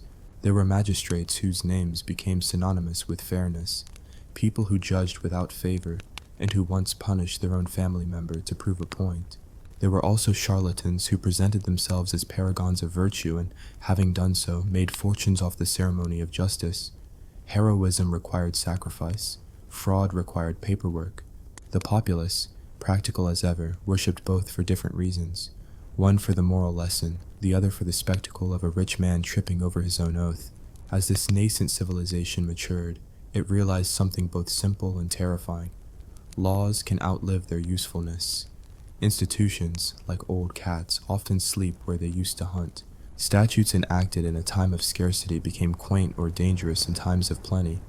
A law that had once barred travel to protect people from marauders became the reason young men could not pursue trade. A rule that enforced a particular ritual because it once kept a disease at bay now propagated superstition. The elders, who had written these rules in ink made from soot and desperation, argued fiercely about whether to rip out the pages or annotate them. They annotated, they preferred footnotes to upheaval. And so, customs became canon, and canon became a chain. It was easier to add laws than to subtract them. Committees proliferated. Paradoxically, the more laws there were, the more lawlessness crept in under their skirts, invisible but persistent. People scrawled their own rules in margins, in whispered pacts, in the sticky business of day-to-day survival. The law was a scaffold, necessary to build a house, but once the house rose, people found the scaffold blocking the doorway. This is where the story pauses, breathless and amused, because the architects of order learned that they had to legislate humility into the law.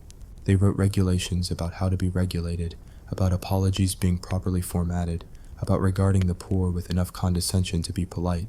The result was a tapestry of rules that often resembled a courtship ritual with a mob. Everyone pretended to respect one another while quietly carving out advantages. The everyday miracle was that, amidst this splendid mess, people still married, farmed, killed weeds, and sang. If you're still wondering whether law made life better, ask the person who once had a neighbor with a habit of stealing umbrellas. Before the law, if your umbrella was taken, you either went armed or got wet. After the first codification of property, you could file a complaint, and someone would shout your case in the market square while a clerk recorded the proceedings. It might take 3 weeks and 2 bushels of grain, but eventually your umbrella was returned with an apology and a small fee for its dignified suffering. Progress, as they discovered, is often expensive and slightly damp. But here's the juicy part for you watching this. Laws are living things because people are living things.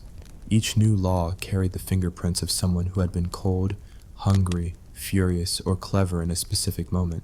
Laws are snapshots of a culture's pain thresholds and its sense of humor. They show what people feared and what they laughed at, who prospered and who had to beg for mercy. In short, laws are history disguised in ink.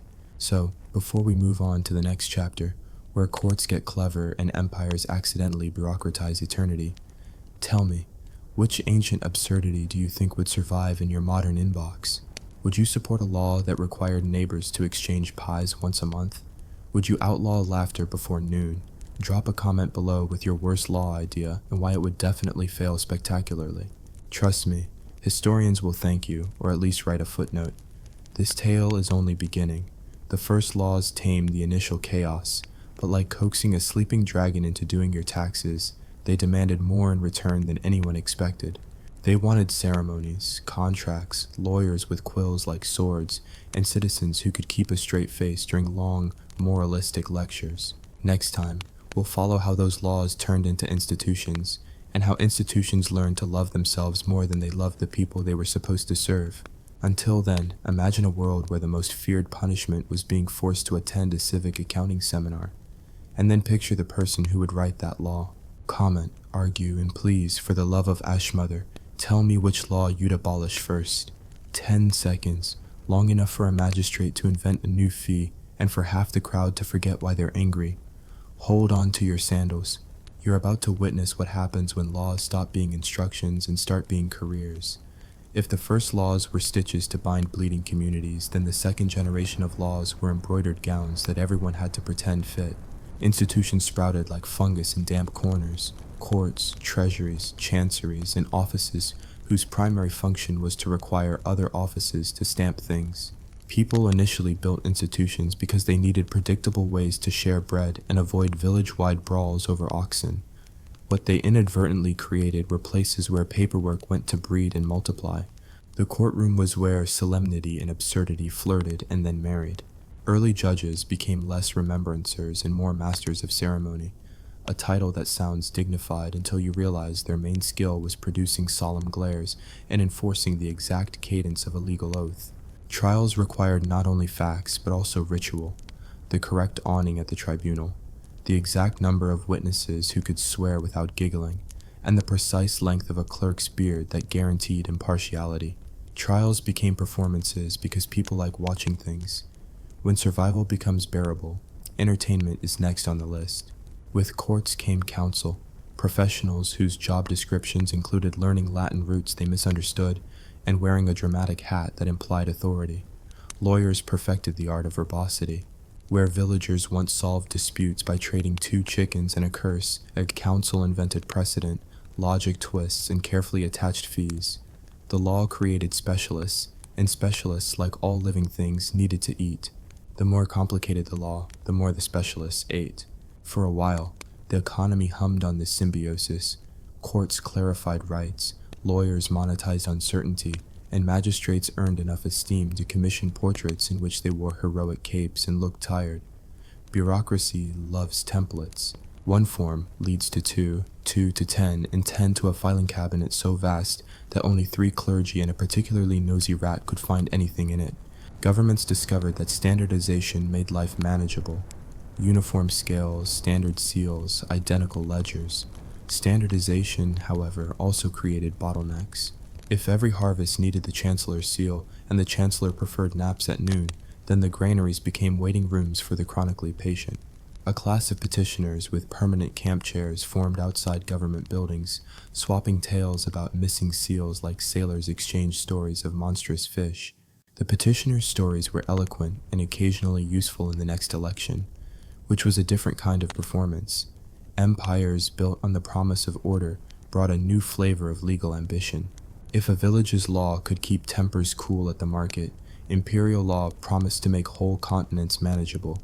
Empire required scale, laws that could be translated, watered down, and stamped without losing their dignity. The first imperial statutes were proud documents designed by committees who loved symmetry and hated nuance. Their drafts often read like heroic edicts. By decree, all roads shall be sacred, followed by 12 articles on who repaired potholes. The problem with imperial law was always distance. A decree, once issued, began a slow and treacherous journey across mountains and seas, and by the time it arrived, it resembled a rumor wrapped in parchment. Colonies and annexed territories were laboratories for legal creativity. Administrators exported the mother country's laws like recipes for a dish that only half the cooks understood. They blended statutes with local customs, often with disastrous but entertaining results. When an imperial decree demanded standardized weights, local merchants complied by reinterpreting standard as favorable. When a metropolis outlawed a certain tax, provincial governors invented another with a friendlier name. Law, in this context, became a game of semantics. You could not always change what people did, but you could change the name of the obligation and the ritual that accompanied payment. Taxes were the currency of loyalty. The more ornate the ceremony, the easier to convince people they were honored to be taxed. Archivists emerged as the custodians of legal memory. Their rooms smelled like dust and vinegar. Their fingers grew expert at tracing ownership through ink so faded it could pass as prophecy. An archive is not merely a place that stores documents. It is a cathedral of time where disputes are settled by the dead. When modern officials needed to prove who had once owned a meadow, they consulted the parchment gods. Sometimes the answers were illuminating, often they were terrifying. Yes, the document exists, but it's written in a script known only to monks who used to chant while hopping. Archivists, therefore, became both deities and comedians, guardians of truth and the keepers of the "it says here" joke that tumbled through courtrooms like a bad pun. As records grew, so did the concept of the legal person.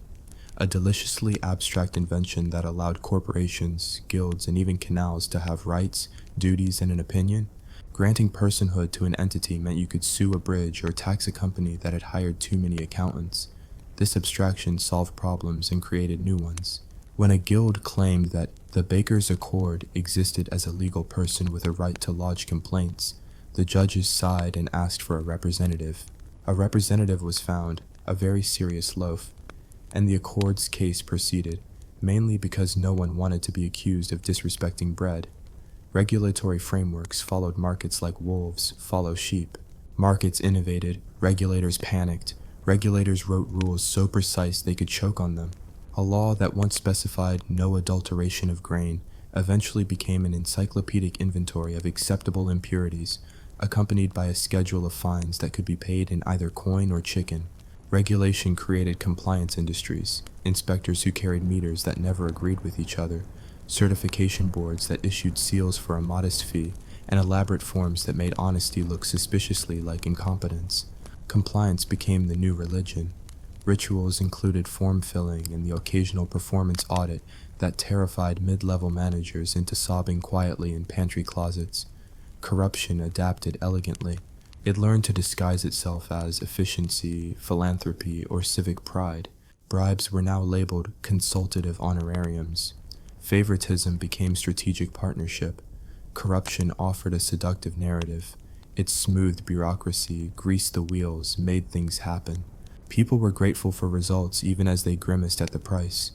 Legal reformers attempted to combat corruption with transparency. They invented public ledgers, required officials to disclose interests, and banned certain kinds of gifts. The reforms often had the curious effect of moving dirty transactions from the open to the subtler shadows. Transparency became a performance. Officials required a certain number of pro-transparency speeches per fiscal year, preferably while wearing a hat. Religion and the state continued their tango, but now with choreographers. The legal codification of morals deepened. Blasphemy laws, moral codes, and rituals that transformed private guilt into public paperwork. Confessionals meshed with bureaucracies, sin registries and penance certificates circulated in offices where clerks kept meticulous lists of who had repented and who simply forgot to. Penance tracking became a hobby for clerks who liked to color-code absolution. When a sin could be quantified by points and redeemed like a voucher, piety became predictable, and therefore marketable. Spirituality, reduced to a ledger entry, lost some mystery, but gained an accountant. Revolts, naturally, have legal afterlives. When citizens rose against unfair taxes or brutal governors, they often did so with slogans and stones. If a rebellion succeeded, it needed laws to make victory sustainable. Victory legislated itself into permanence. Laws prevented the revival of hated taxes, inserted amnesty provisions, which crucially always excluded a favored list of scapegoats, and created holidays commemorating the uprising in a tone that suggested the event had been both noble and inconvenient. If the rebellion failed, storytellers wrote ballads and lawyers found ways to litigate the moral high ground. Either way, violence was converted into statute, and statutes into narratives that sustained identities for generations. Legal philosophy matured in dusty studies where scholars argued about the meaning of justice while sipping weak tea. They debated whether law should be rooted in virtue, utility, or the stubborn fact that someone scribbled it first. Schools of thought proliferated. Naturalists argued laws came from nature and ought to be obvious. Positivists declared law is whatever the sovereign says. Pragmatists suggested law should be what keeps the bread on the table. Each theory had its elegance and its loopholes. Professors loved arguing because arguing made them feel important, and because it demanded books, which required funding, which required laws to protect universities. The irony was delicious. The debate over law's origin produced laws protecting the debate. Innovation strained the legal frame. New technologies, watermills, printing presses, improved ship designs, often arrived years ahead of appropriate statutes. Pirates exploited ambiguities in maritime law. Inventors found patents written in the florid language of a bygone era. Legislatures often responded by frantically drafting retroactive regulations or by inventing permissions that sounded modern but were administered like antique relics. Lawmakers, always playing catch-up, became part-time philosophers and full-time babysitters of progress. They passed laws to regulate the printing press and then argued for a decade about whether ink stains constituted a publication. At the heart of all this, people kept living. Families married, lovers fled, children were baptized, and funerals were conducted with paperwork in triplicate. There were moments when the law shone with humanity, when magistrates reduced fines for widows, when courts protected small ponds from industrial greed, when regulations compelled landlords to provide basic warmth in winter. These flashes remind us that law, at its best, can protect the vulnerable and give structure to kindness. But law is also used by the powerful to entrench their power. The balance between protection and entrenchment is the tug of war that defines every era. Now raise your hand if you think this legal tangle ends with elegantly written constitutions and benevolent judges polishing their gavels as dawn breaks. No? Good. You are properly cynical. Laws evolve, but not always toward enlightenment. They drift, they calcify, they are reinterpreted by people who then call their reinterpretations modernity. And yet every age thinks its legal order is the pinnacle. The medieval clerk thought the tribunal's sanctity would last forever. Later empires made similar claims. Each generation wrote its prescriptions for order as if certainty were attainable. The joke, the tragic persistent joke, is that law is simply a mirror reflecting society at the moment someone had the ink and the will to write. Before we march on to the third part, where paperwork becomes religion, secrets hide in ledgers, and the first grand reforms attempt to simplify a messy world, tell me, what modern necessary regulation do you think would confuse our ancestors the most? Drop your weirdest regulation in the comments. Would the first magistrates patent a hashtag? Would they find emojis? I want your wildest idea. Comment now, and I'll read the best ones out loud in the next episode, which, yes, will include dramatic readings of the worst legal language history ever produced. 10 seconds is all it takes for a clerk to stamp a life into a ledger, and for that life to become a footnote. Stay with me.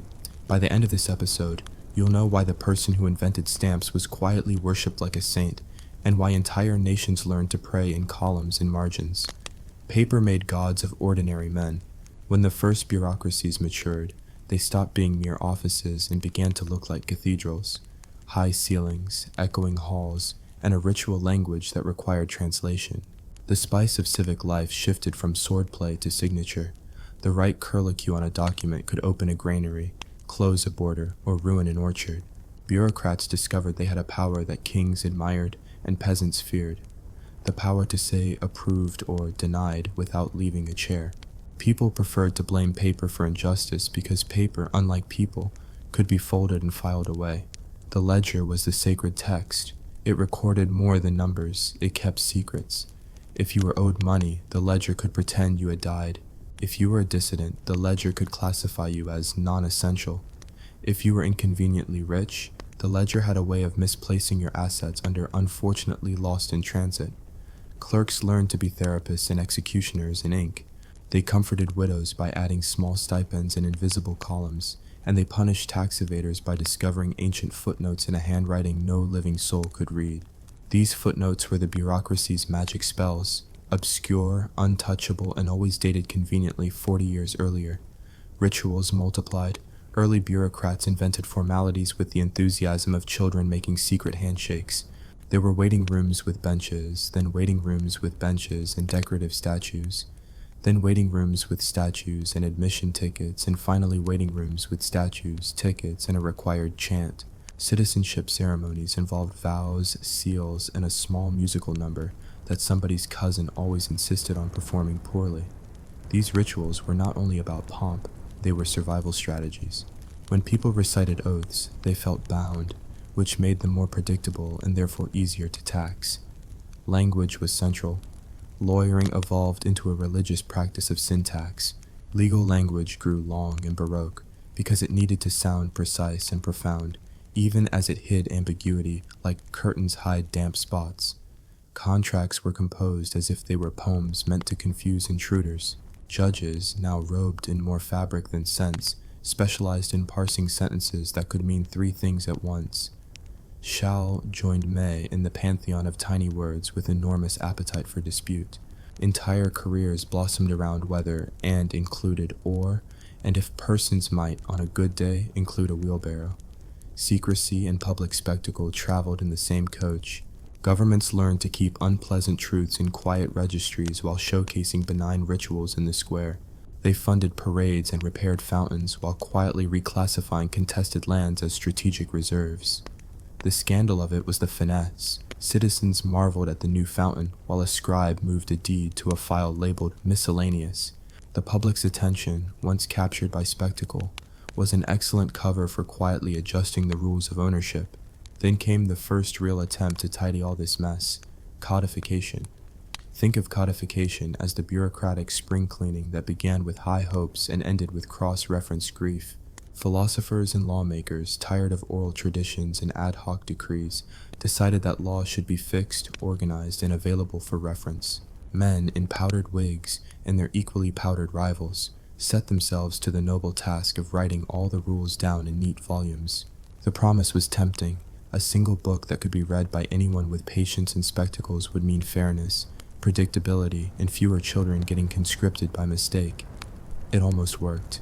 The first civil codes were beautiful on paper, elegant collections of principles that read like moral poetry. They were also long enough to cause spontaneous napping. Codification required translation into everyday practice, and that's where the charm faded. The code's virtues, clarity, comprehensiveness, durability, became vices when officials weaponized them. A law that once protected a poor farmer's right to water now required an application form in triplicate, a seal, and a witness who had not been born in a famine year. The code could be wielded like a sword or used as a hammock. Much depended on who held it and how tired they were. With codification came the rise of the professional state. Administrations organized into ministries that specialized in everything from roads to breathing regulation. Someone once tried to regulate size during a particularly melodramatic memorial. The modern state promised services, roads that didn't collapse, canals that didn't leak, schools that attempted to teach reading without causing mass confusion. But the state also promised paperwork. And paperwork, once promised, required legions of clerks who needed promotion, pensions, and Sunday hobbies. The state thus created an entire economy of its own, servicing the state. Offices to stamp the forms that permit offices to be built, and committees to review the committees that had reviewed the original committees. It was an architectural miracle of redundancy. Public order professionalized too. Police forces moved from being village watchmen with bad halberds to organizations with uniforms, protocols, and recruitment pamphlets. With uniforms came the idea of legitimacy. If someone wore a neat hat and carried a book titled Regulations, people tended to obey. This was useful. The rule of law flourished when law officers were recognized and consistent. It was also dangerous. Law enforcement could be used to enforce codes of conformity, to break strikes, or to ensure that parades happened exactly on the right side of the square. Police stations accumulated forms, and more importantly, a sense of self-importance that required annual ceremonies. Intelligence and secrecy services grew their own kind of legal theology. States invented categories of sensitive information and national interest with a kind of poetic vagueness that made everything sound both noble and inconvenient. A letter expressing displeasure with the Minister of Grain could, under the right heading, become a matter of state security.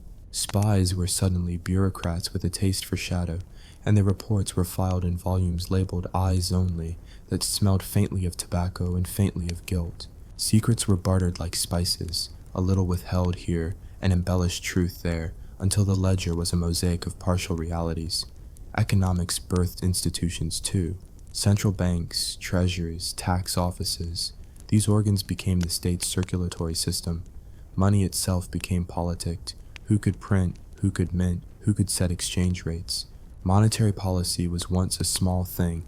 Stamp a coin, bless it, and call it good. Then money became paper promises to pay, and governments learned that controlling the promise could steer kings and markets.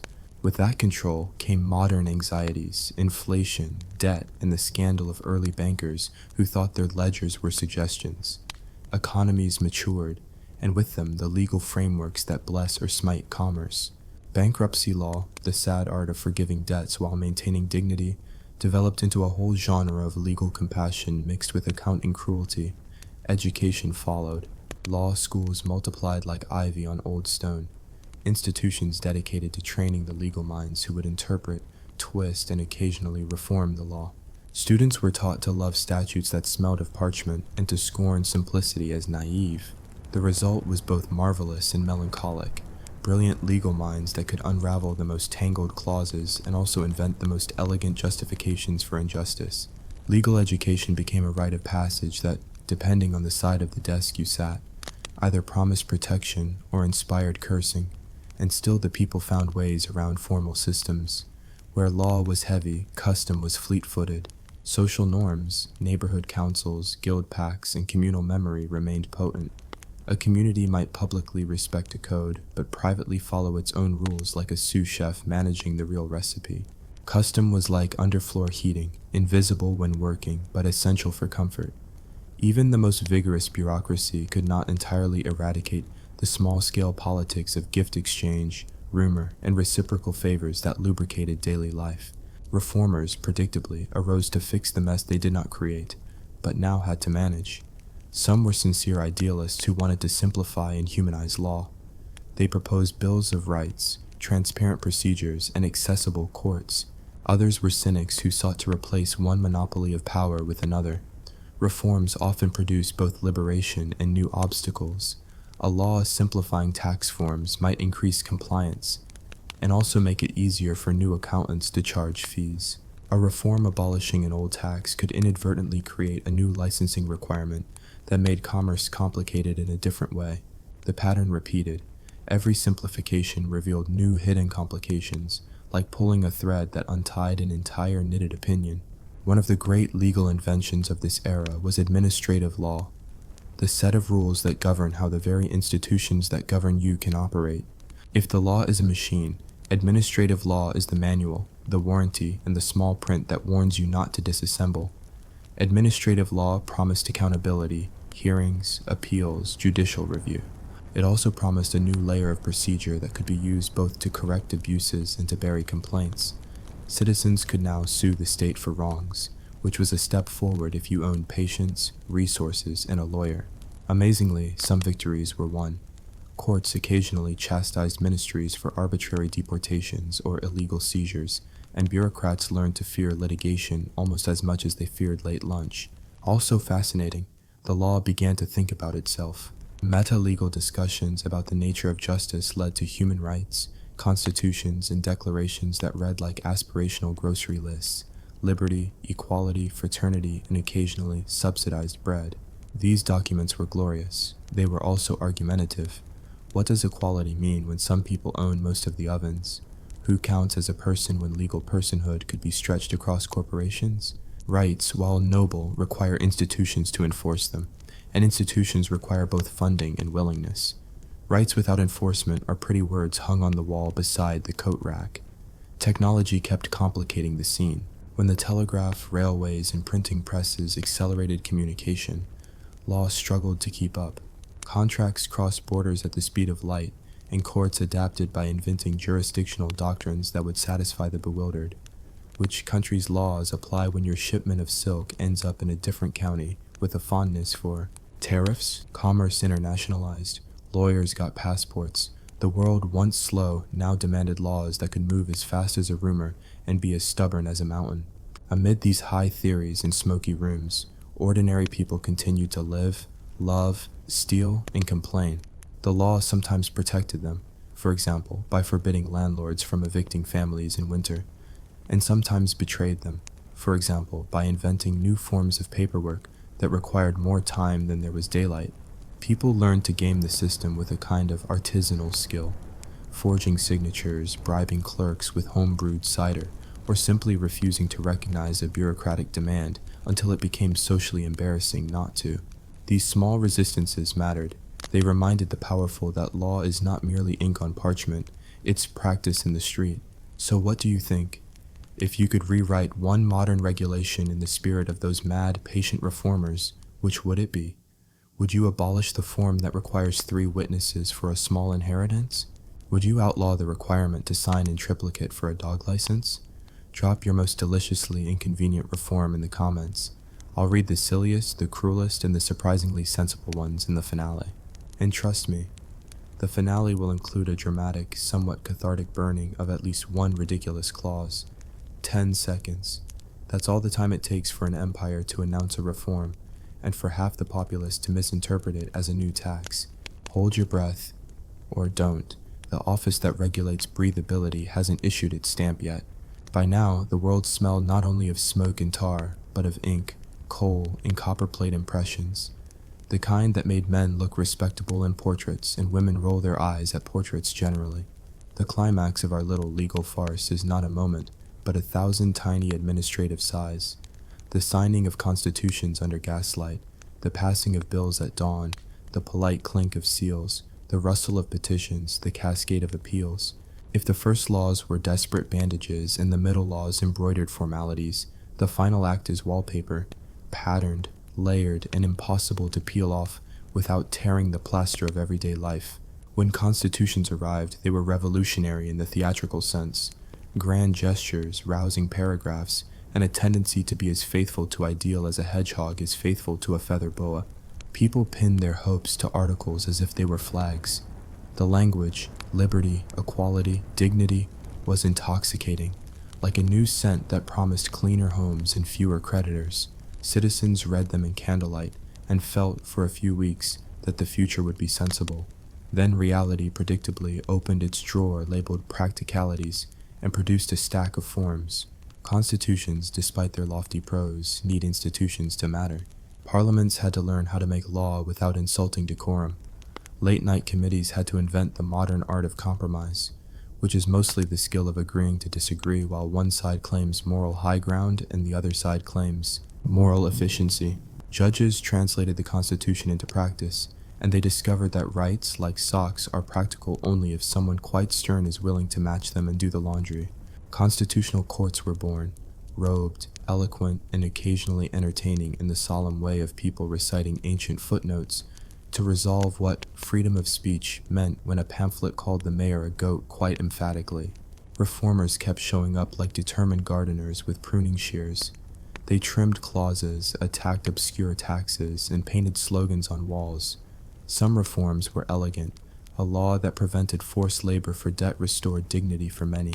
Others were absurd attempts at housekeeping, a proposal to standardize the curvature of license signatures so that forgeries would be easier to spot. The best reformers were patient. Their victories arrived as tiny concessions aggregated over decades. They changed the dress code of the state from outrageously imperial robes to sensible suits, adjusted the angles at which petitions were accepted, and gradually taught the administration to answer letters within a forbiddingly bureaucratic but predictable time frame. And yet, for every reform that made life easier, another law bloomed to preserve the new order. The state learns fast. Every simplification must be protected against spoilers. A phrase that, in legal drafting, meant another form, another oversight committee, another seal. The paradox is delicious. The law that cuts red tape soon requires a new label to ensure the label is not misused. The red tape regulator is appointed and given a budget, and the cycle resumes. The result is a legal ecology where each species of rule nurtures a corresponding species of enforcer. It's efficient in a way a hedge maze is efficient. It wastes your time beautifully. As economies industrialized, law adapted to wheels, factories, and the novel miseries of mechanized living. Labor laws emerged like umbrellas after a particularly wet revolution. They protected some, baffled others, and were routinely tested by strikes that invented chants and clever placards. Workplace safety moved from "don't stand under things that fall" to complex regulations about ventilation, protective gear, and permissible levels of soot. Employers navigated these statutes with the skill of sailors steering between rocks and lawyers. Labor unions, part protective association and part political theater, learned to convert the pain of workers into bargaining power. Law mediated, law sometimes bent. Law sometimes broke a strike with the weighty rhetoric of a judge who had once written a treatise on civil calm. Markets, now global, required a new legal grammar. Commerce needed predictability across borders, and so commercial codes, treaties, and maritime laws proliferated. Merchants sang new songs about bills of lading and indemnity, the kind of songs that made poets cry and accountants dream. Arbitration, a private kind of court designed to keep disputes away from noisy public spectacle, became fashionable. It promised speed and confidentiality, which were luxury goods nearly as desirable as sugar and discretion. Yet arbitration often favored the powerful, because it required both money and a taste for privacy. The law that promised impartiality sometimes turned into a velvet glove for industrialists. Technology arrived like an overeager guest. The telegraph blurted messages across continents, then the telephone put them on the line, then radio poured speeches into parlors. Each wave of invention made jurisdiction a geometry problem. Whose rules govern a message that crosses borders like a migratory bird? Law responded with doctrines, treaties, and sometimes with absurdly late statutes that attempted to trap modernity in antique words. The press, freed and frightened, became both a watchdog and a circus. Libel laws matured into a delicate art, protecting reputation while preserving robust debate. Newspapers became political actors, shaping law as much as reporting it. In return, law shaped who could afford a press license and why. Then came the age of data, the quiet revolution that made spreadsheets the mosques of modern governance. Records multiplied until the archives risked drowning in their own diligence. Census forms, tax returns, corporate filings. Everything became searchable, cross-referenced, and crucially, commodified. Governments realized the value of information, who owns it, who may access it, and how long it should be kept. Questions that sound boring and are actually profoundly political. Privacy regimes arose, trying to keep citizens' lives from being traded like exotic spices. Corporations lobbied for leniency and argued that data was the oil of the modern age, which was a poor metaphor but a persuasive one at parliamentary receptions. Surveillance also matured from wax tablets tucked under official cushions to networks of observation that made passing notes feel quaint. Security laws expanded in the name of protection. Emergency powers, originally designed for sieges, found new life when applied to pandemics and cyber attacks. States argued that rapid response required flexibility. Citizens argued back that flexibility cannot be an excuse for permanent expansion of power. Courts became the battlegrounds where the trade-offs between security and liberty were wrestled like heavy coats. Sometimes the courts favored liberty, and sometimes they yielded to prudence. The balance shifted with crises, rebellions, and the persuasive art of ministers with excellent hats. International law, that ambitious, sometimes naive network of agreements between states, bloomed like a garden full of ambitious hedges. Diplomats negotiated rites of passage, trade tariffs, and war reparations with a confidence that could surprise. International courts were established to resolve disputes between nations, to try war criminals, and to adjudicate crimes against the planet itself. Nations signed treaties and then invented clever interpretations. Sovereignty became a legal negotiation. The right of a state to control its affairs versus the rights of individuals whose suffering spilled over borders. The world, newly interconnected, tried to make laws that matched the scale of commerce and conscience. The arts of litigation and advocacy reached new sophistication. Lawyers became celebrities in their own right, eloquent, theatrical, and particularly skilled at turning technicalities into tragedies. Public interest law arose as a noble hybrid, legal expertise harnessed to protect the weak. Pro bono work, legal aid clinics, and bar associations developed practices that tried, often successfully, to translate lofty constitutional promises into real relief. These were the moments when law felt like a net, not perfect, but better than nothing. Corruption, as it ever does, adapted with elegant malice. It wore transparency like a shawl and practiced opacity like a religion. Campaign finance, lobbying, and revolving doors between public office and private firms created a network where policy could be shaped by those who paid to shape it. Reformers introduced disclosure requirements, conflict of interest rules, and cooling off periods, measures that worked when enforced and became jokes when neglected. Accountability, in the end, required not merely rules but the political will to apply them, and political will often had its price. Culture pushed back. Artists, satirists, and ordinary citizens refused to let law become a solemn, unquestioned script.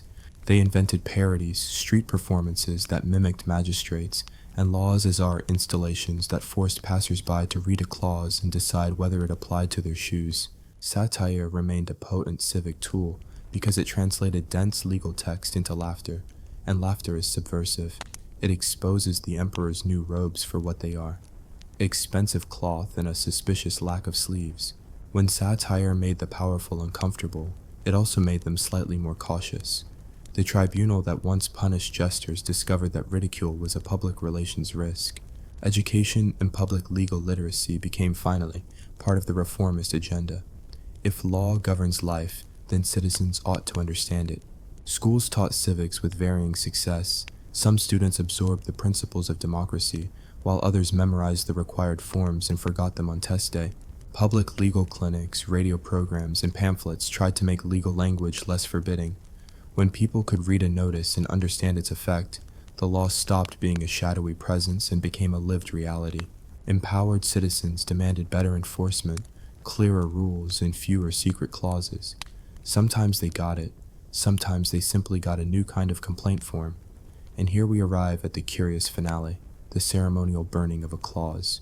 This is not a pyre of parchment enacted for spectacle alone, though of course spectacle is involved, but a symbolic gesture where a truly ridiculous regulation is publicly annulled. Historically, such acts usually involved a small committee, a larger crowd, and a particularly eloquent clerk who read the offending clause aloud before theatrically dropping it into a brazier. The clause would sizzle, the crowd would cheer, and for a moment the air smelled of triumph. What they celebrated was not the destruction of paper, but the possibility that the law could be wrong and that a community could correct it. It was cathartic and utterly necessary. When laws are living things, they must be able to die. So what final lesson would the long story of law whisper into your ear while you sign a subscription agreement you didn't read? Laws are tools built by people who are often tired, occasionally noble, and sometimes mischievous. They reflect pain thresholds, economic ambitions, and the species of humor a society can tolerate. They create safety and hierarchy, liberation and enclosure. They are written by those who have ink and power. They are followed by those who have hope and patience. And because people are unpredictable, laws must remain open to critique, repeal, and the occasional bonfire. Now, before you close this episode and return to the modern bureaucracy that probably demands a form for your mood, I want you to do two things. First, tell me the one archaic clause you'd burn if you could. What would it be? Why would it go up in flames? And would you roast marshmallows over it, or simply enjoy the crackle? Second, propose the most gloriously ridiculous law you'd love to see pass for one day only, perhaps mandatory provincial pie exchange, or a 90-second daily silence for civic reflection, except on Tuesdays. Drop your answers in the comments. I'll read the best, the bleakest, and the most inventive in a short epilogue, where we will, theatrically and virtually, set fire to at least one of your suggestions and then discuss the paperwork required to document that burning. Before civilization had highways, it had horror. Forget asphalt, forget rest stops, forget a friendly GPS voice telling you to make a U-turn. The first roads were paved with desperation, marked by bones, and the only traffic jams were caused by a herd of giant, irritable bison who had decided your face was personally offensive. This is the story of how humanity crawled out of the primordial muck and into the slightly less disgusting muck of organized society, one terrified, mud-caked, parasite-riddled step at a time. This is the history of the road, the path that dragged us kicking and screaming into the future. Let's begin our journey in a time when the world was, for all intents and purposes, trying to kill you. Constantly and creatively, meet Oog. Oog is our hero for this story, not because he's brave or smart, but simply because he hasn't died yet. A low bar, but in 40,000 BC, that's basically a lifetime achievement award. Oog's world doesn't have countries or cities or even really villages. It has his cave, which smells faintly of despair and burnt squirrel, and out there. And out there is where everything with bigger teeth than you lives. The concept of a road to Oog is, well, it isn't.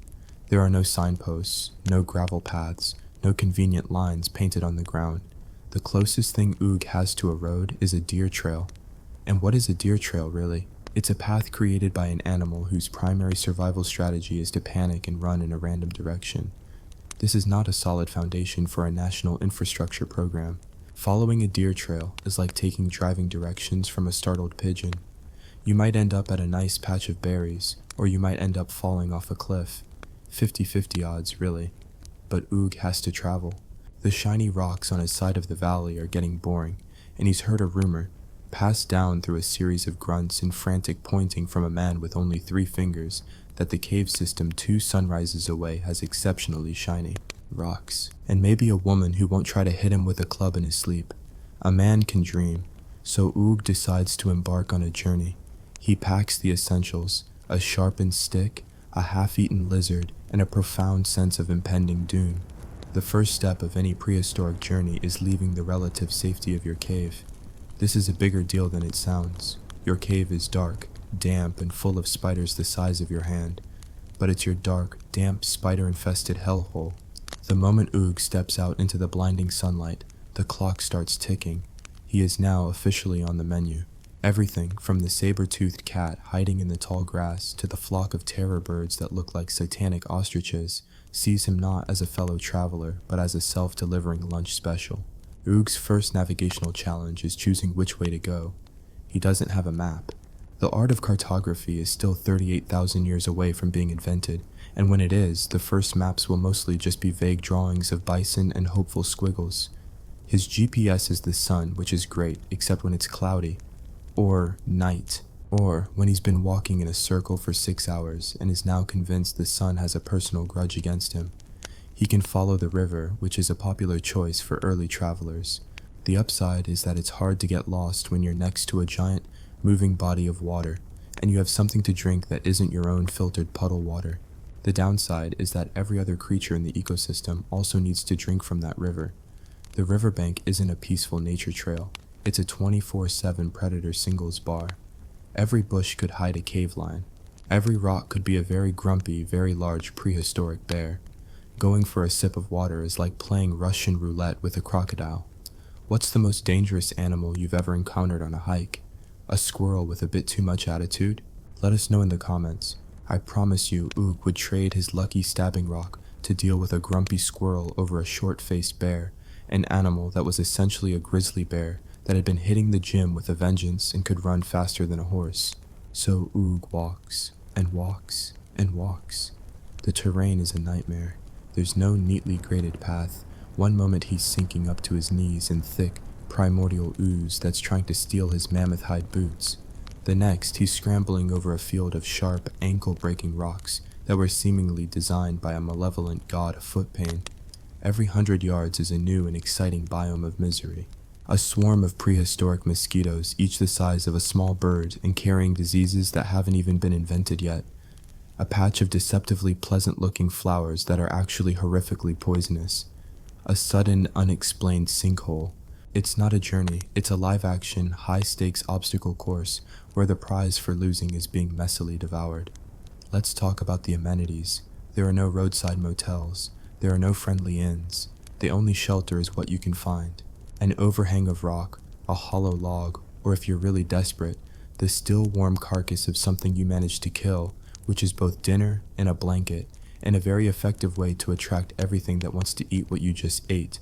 Rest stops don't exist. If Oog needs to relieve himself, he does it right there, on the road, adding his own small contribution to the rich, organic tapestry of the path. This, by the way, is another great way to let every predator in a 5-mile radius know your exact location. It's like an olfactory check-in on Foursquare. And the food. Oh, the food. There are no drive-thrus. The concept of a packed lunch is, as we've established, a half-eaten lizard that's getting warmer and more worrying by the hour. Oog is on the hunter-gatherer diet, which sounds trendy now, but at the time just meant you were constantly hungry. Gathering involves staring suspiciously at berries and trying to remember if the red ones make you dead, or if it was the blue ones. It's a fun game of botanical roulette. Hunting means throwing your one good spear at a woolly rhino and hoping it doesn't get annoyed and decide to remodel your skeletal structure. Most of the time, Oog is eating insects, grubs, and questionable roots that make his stomach wage a civil war against the rest of his body. Imagine the sheer, mind-numbing boredom. There's no radio, no podcasts, no audiobooks. It's just the sound of the wind, the buzzing of insects, and the frantic, paranoid thumping of your own heart. For hours, days. Oog's internal monologue is probably just a continuous low-pitched scream. He has no one to talk to. The only other people he might meet on this path are strangers. And in a world without laws, police, or social media to shame people, stranger is synonymous with a 90% chance this person will try to steal your half-eaten lizard and kill you with a rock for your shoes. Trust is a luxury that hasn't been invented. The first international treaty was likely two guys grunting at each other from opposite sides of a clearing, both gripping their spears tightly and slowly backing away. This is the reality of the first roads. They weren't infrastructure. They were scars on the landscape, etched by the desperate feet of animals and the even more desperate feet of our ancestors. They weren't paths to civilization. They were the gauntlets that had to be survived before civilization was even a possibility. Every step was a calculation of risk. Is that rustle in the bushes a gentle breeze or a dire wolf? Is that distant rumble a thunderstorm or a mammoth stampede? Is this mushroom dinner or a painful multi-day death? The road itself is an antagonist in this story. It's an active participant in the struggle. It floods, it collapses in landslides. It freezes over, creating a treacherous sheet of ice, and then it thaws into an impassable sea of mud. Oog doesn't curse the traffic. He curses the very ground he walks on. His feet are a mess of cuts, blisters, and infections. Modern medicine is tens of thousands of years away. A small cut from a sharp rock could get infected and kill him. A twisted ankle isn't an inconvenience, it's a death sentence. He can't just call for an Uber. He can just lie there and become a very convenient meal for the local vultures. Tell us in the comments what your worst travel injury has been. Did you have to hobble a mile back to your car? Oog would have to hobble until his leg fell off, or a cave hyena smelled his weakness. But here's the incredible thing. Oog and thousands like him kept walking.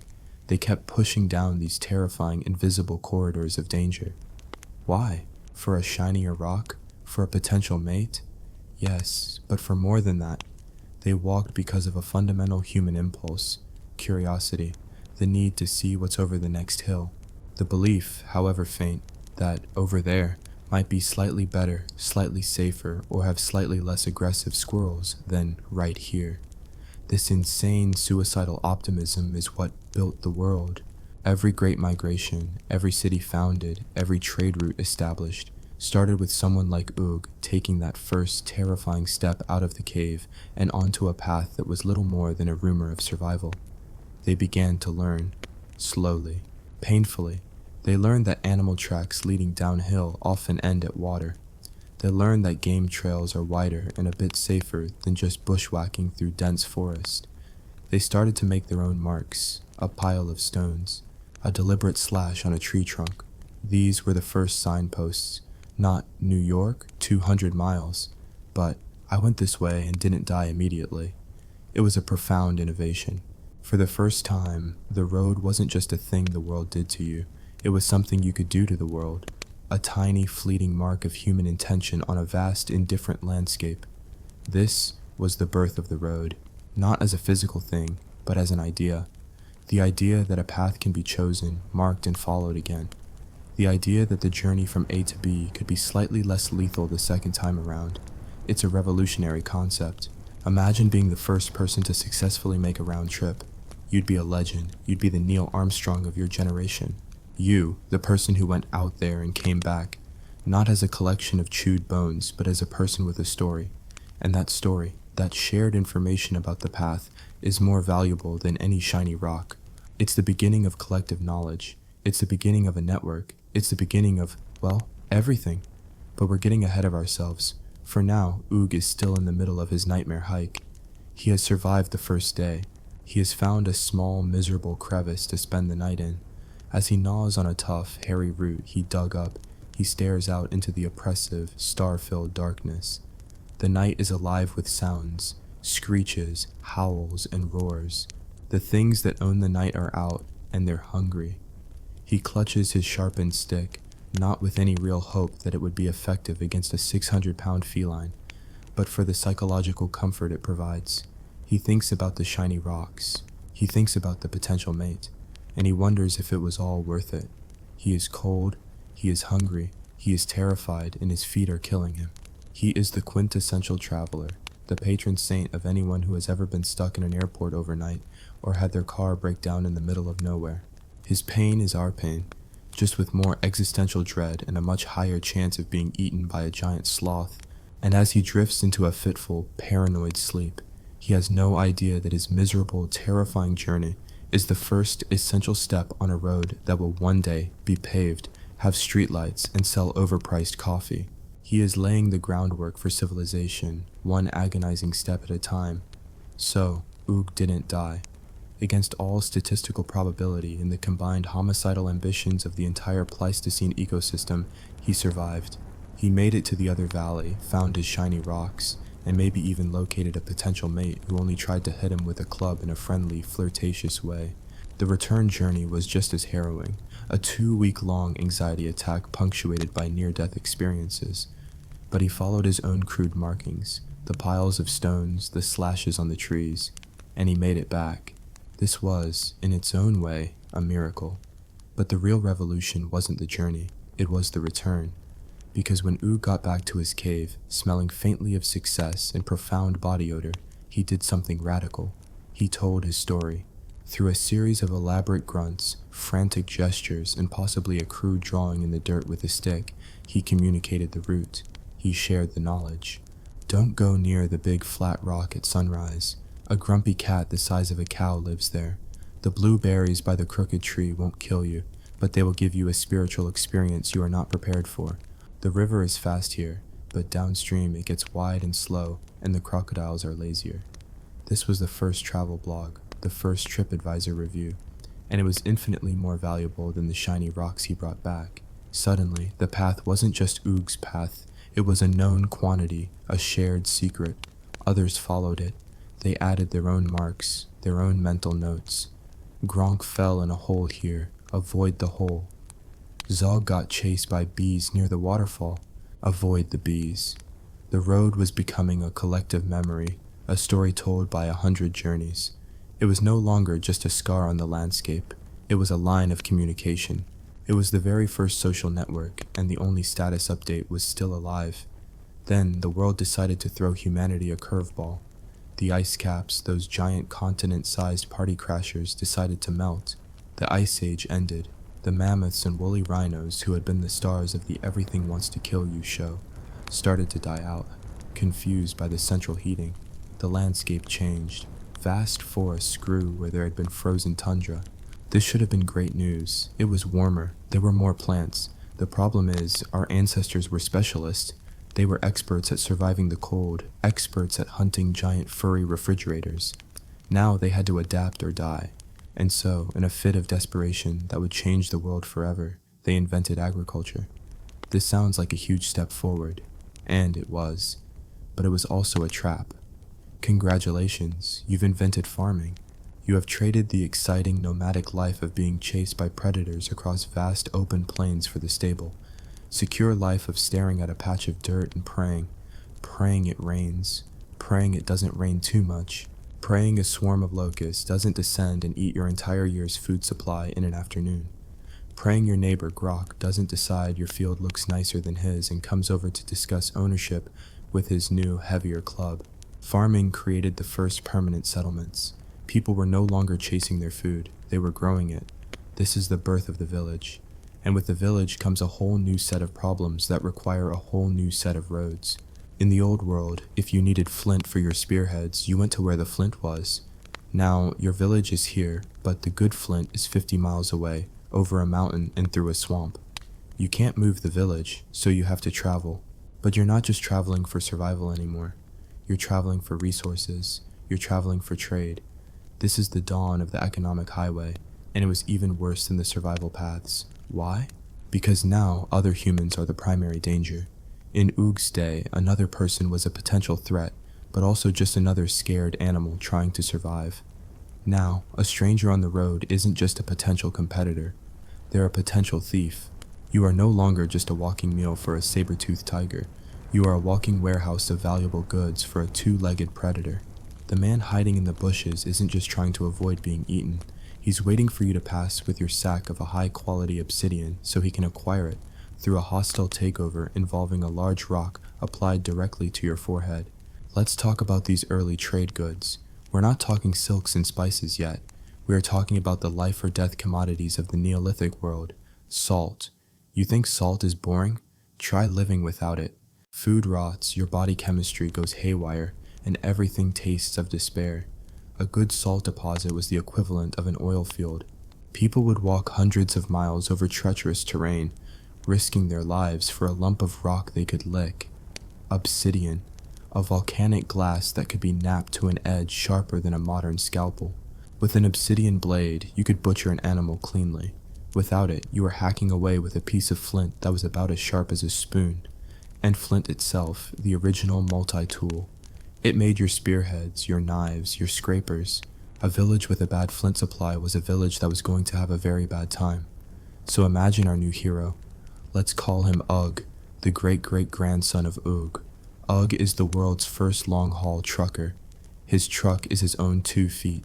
His cargo is a 60-pound sack of salt that he has strapped to his back with leather thongs that are currently chafing him in places he didn't know he had. His route is a poorly defined trail that is half mudslide, half goat path. He's been on the road for a week. He's eaten all his dried meat. He's now subsisting on a paste made of ground-up acorns and regret. Every shadow looks like a bandit. Every strange noise is a wolf. He isn't traveling for the thrill of discovery. He's doing it because his village needs salt, and he drew the short straw. He is the original Amazon Prime driver, except his delivery vehicle was his own aching back. The package was a lump of rock, and the only 5-star review he'd get was not being eaten on the way home. What's the most essential item you've ever forgotten on a trip?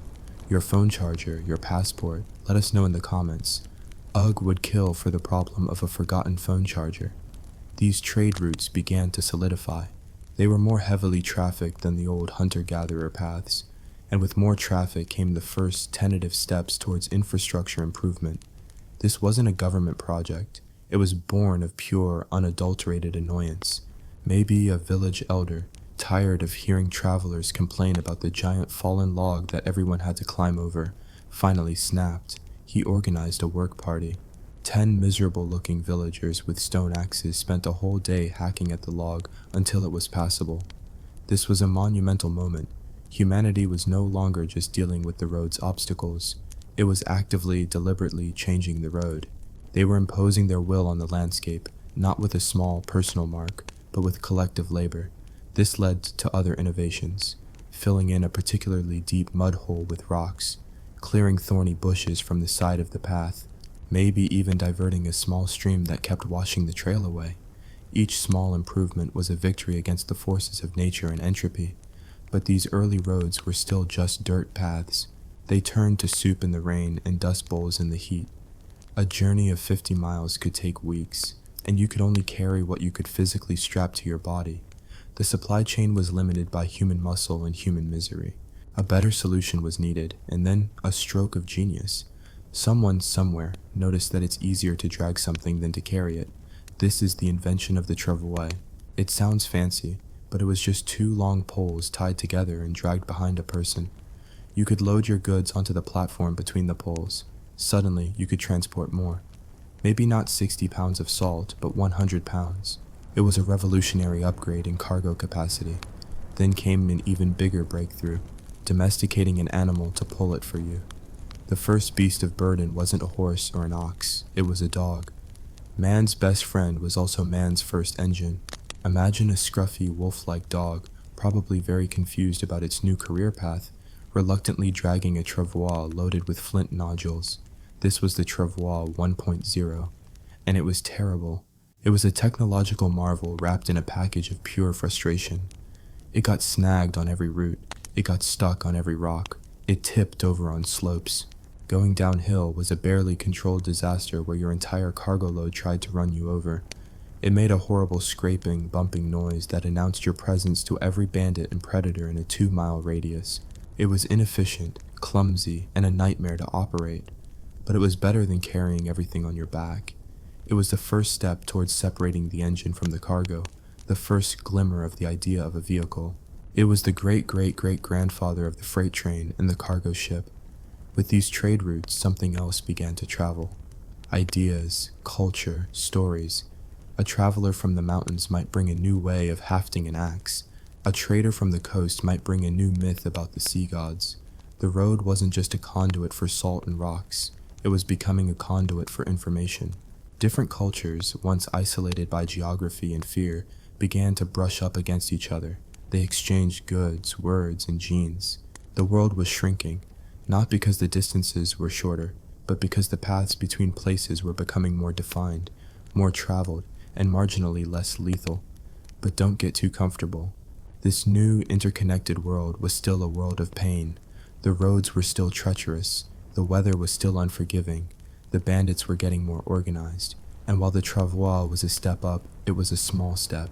The real limitation was friction. Dragging dead weight across rough ground is brutally hard work. It limits your speed, your range, and your cargo. The world was stuck in first gear, grinding along on a path of dirt and desperation. Humanity needed something to conquer the tyranny of friction. It needed something that could turn dragging into rolling. It needed a miracle. It needed the wheel. And the arrival of that simple circular invention would turn the slow, painful crawl of progress into a chaotic, violent, and world-changing stampede. Let's talk about the wheel. The invention that supposedly rolled us into the modern age. The symbol of genius, of progress, of that eureka moment. The truth is probably far more mundane and profoundly disappointing. It wasn't one guy in a cave suddenly carving a perfect circle. It was likely a series of clumsy accidents. Maybe some bored Neolithic children were rolling a log down a hill and realized it moved without being dragged. More likely, it was an offshoot of the potter's wheel, a tool that had been spinning clay for 1,000 years before anyone thought to turn it on its side. Imagine the conversation. Grok, what if we took your clay spinning thingy, made a bigger, heavier one out of stone, and tried to drag our stuff on it? That's the stupidest idea I've ever heard, Zorb. It'll weigh a ton and wobble. And Grok was right. The first wheel was a disaster. It was not a sleek spoked marvel. It was a solid slab of wood or stone. It was heavy. It was lopsided. It probably wasn't even a perfect circle. It was a wobbly, grinding, monstrously inefficient thing. And it had a partner in crime, the axle. An axle, at first, was just a pole stuck through a hole in the wobbly stone disc. The whole contraption shrieked. The sound of an early cart moving was the sound of wood torturing wood, a high-pitched scream of friction that could strip enamel from your teeth. It was the sound of progress, and it sounded like a dying banshee.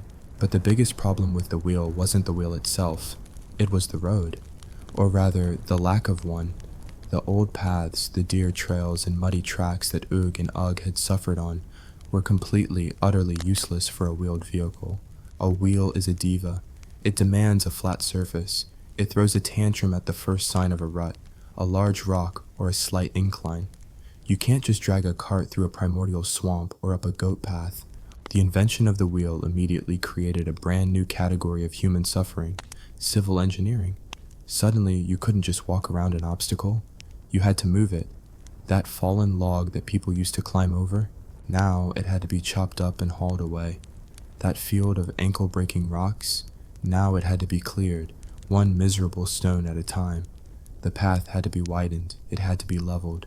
For the first time, humanity wasn't just using the landscape, it was declaring war on it. Armies of miserable people with nothing more than stone hammers, shovels made from the shoulder blades of oxen, and wicker baskets were conscripted to build these new roads. It was backbreaking, soul-crushing labor. Imagine spending your entire summer under the blazing Mesopotamian sun, hauling baskets of dirt to fill a pothole, all so some merchant could drag a screeching, wobbling cart full of pottery to the next town. This wasn't building the future. This was a sentence of hard labor, and the carts themselves were a constant source of agony. The axles were fixed to the cart's body, meaning the wheels couldn't turn independently. To make a turn, you had to drag the entire shuddering vehicle sideways, with your oxen groaning and the wheels digging into the dirt. It was like trying to parallel park a brick.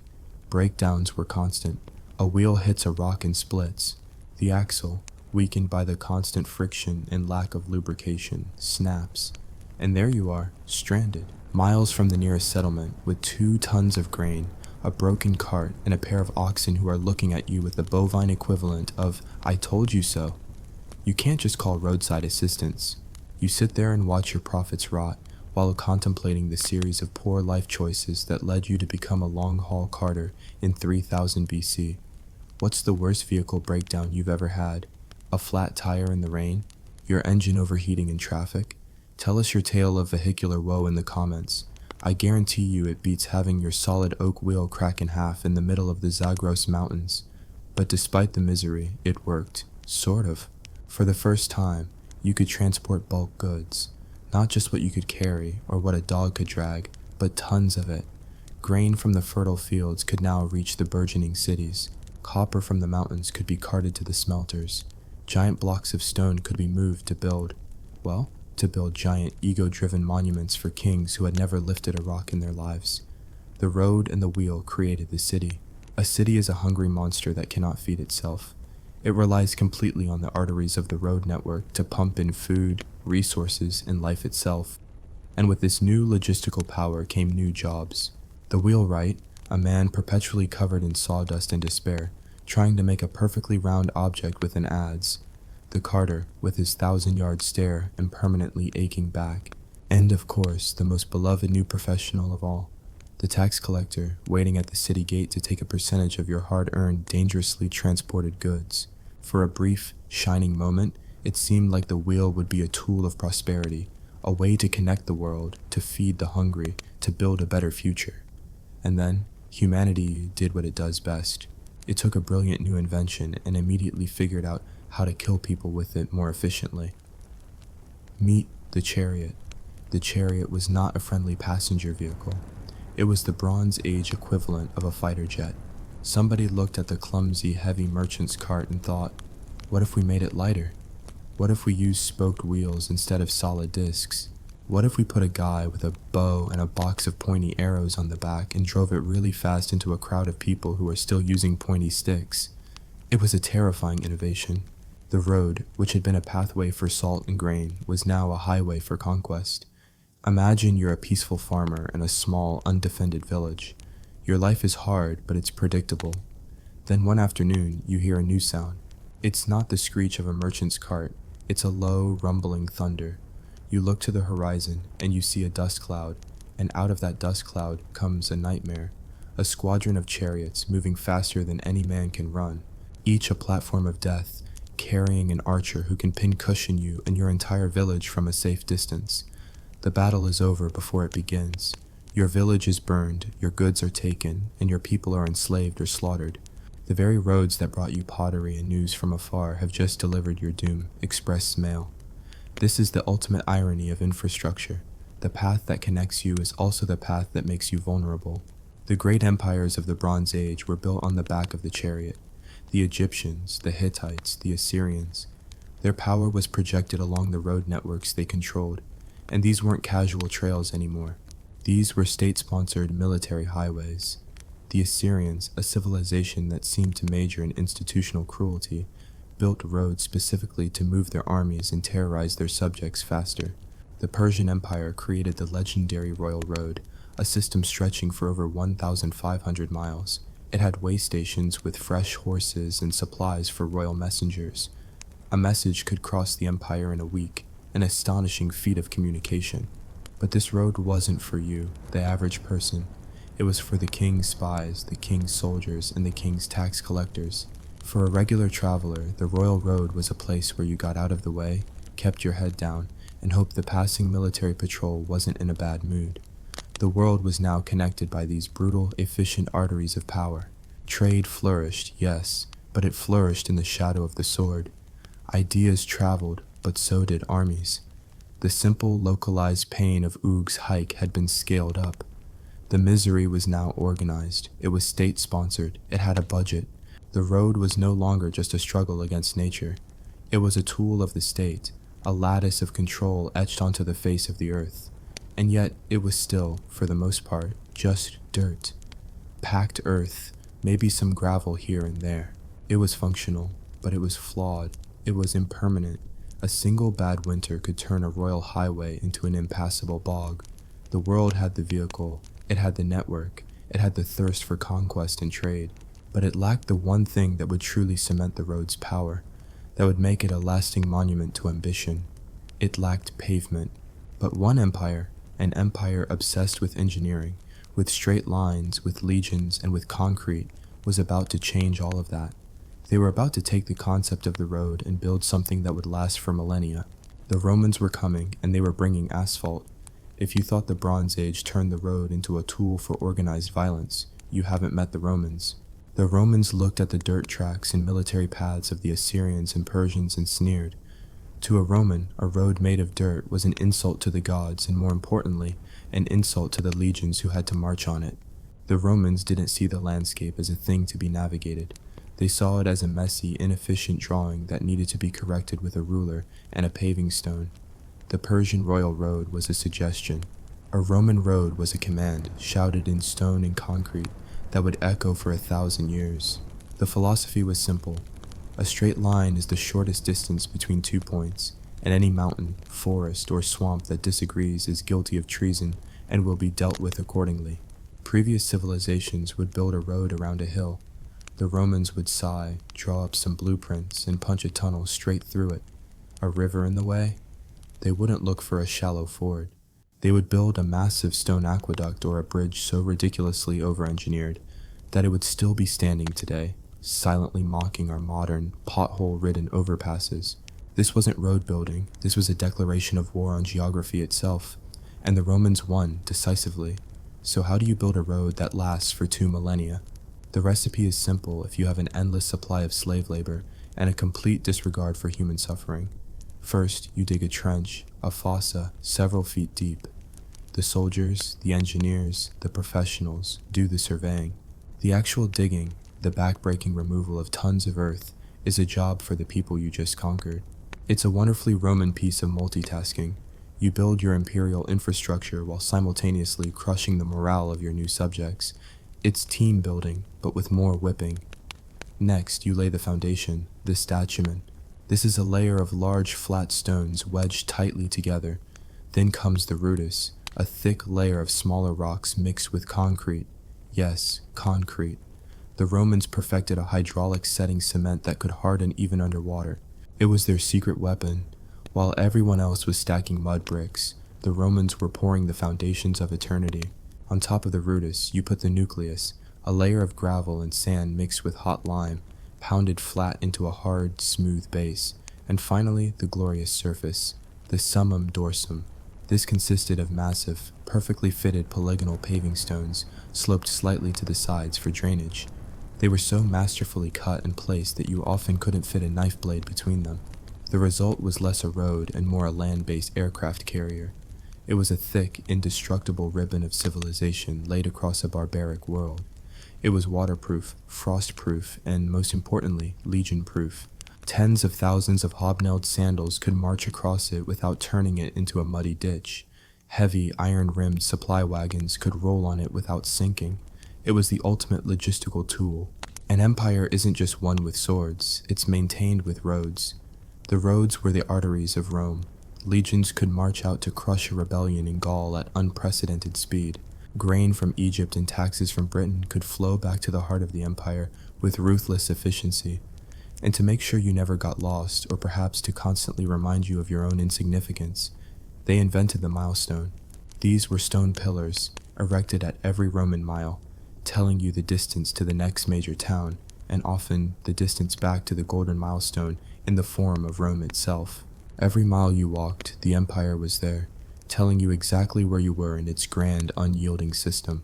It's the ancient equivalent of a GPS, except instead of a friendly voice, it's a giant stone cylinder silently judging you for not being in Rome. But what was it like to actually travel on these magnificent roads? Was it a pleasant stroll through the countryside? Absolutely not. For a civilian, a Roman road was terrifying. The primary traffic was military. You'd be walking along with your donkey, and you'd hear the rhythmic tramp of marching feet.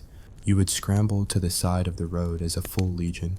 6,000 heavily armed men who were not known for their sense of humor marched past. They owned the road, you were just a guest, and a potentially suspicious one at that. And if you needed to stop for the night, you wouldn't find a charming bed and breakfast. You'd find a capona, a Roman roadside inn. These places were legendary, and not in a good way. They were dirty, flea-bitten, and dangerous. The food was questionable, the wine was watered down, and your fellow patrons were a delightful mix of runaway slaves, off-duty gladiators, shady merchants, and professional bandits. Sleeping at a capona was a calculated risk. You might wake up refreshed, or you might wake up to find your throat slit and your coin purse missing. Most sensible travelers preferred to camp in a field, even with the wolves. Let's not forget the bandits. A big, open, predictable road is a fantastic place for an ambush. The Romans tried to clear the forests back from the roadside to reduce cover, but brigands were a constant problem. They were the unofficial toll collectors of the ancient world. The very road that was a symbol of Roman law and order often existed in a state of near lawlessness between the cities it connected. What's the sketchiest hotel or motel you've ever stayed in? Tell us the story in the comments. Did the door lock? Was the carpet moving? I bet it was still a 5-star resort compared to the average Roman capona. For centuries this system worked. The roads were the skeleton of a vast, powerful organism. They carried commerce, culture, language, and law to the farthest corners of the known world. They were the greatest engineering project in human history up to that point. And then, the organism died. The fall of the Roman Empire was not a single event. It was a slow, agonizing decay. And as the central authority crumbled, the first thing to go was the roads. The legions were no longer patrolling them. The engineers were no longer maintaining them. The slaves were no longer available to haul gravel and pound stones, and the magnificent Roman roads began to die. The process was slow at first. A paving stone comes loose. A drainage ditch clogs, and water pools on the surface. Winter comes, the water freezes, and the crack widens. Weeds begin to grow in the cracks. Soon, a bush, then a tree. The perfectly straight lines began to blur. Bridges, once marvels of engineering, collapsed without maintenance, creating impassable chasms. Tunnels caved in. The roads, the arteries of a dead empire, began to rot. And in the dark ages that followed, the Roman roads became something else. They became ruins. They were haunted, dangerous places. The straight paved surfaces were often too exposed, too perfect for an ambush. People went back to the old ways, taking winding dirt tracks through the woods, preferring the mud and the inefficiency to the terrifying clarity of the Roman road. The road network that had connected the world fractured into a million isolated pieces. Travel became slow, perilous, and rare. A journey of 100 miles, which a Roman messenger could do in a few days, might now take weeks, if it was possible at all. Robber barons built castles overlooking the crumbling highways, extracting tolls from anyone foolish enough to try and pass. The road was no longer a symbol of unity, but a monument to a lost golden age, a source of building materials for peasants' huts.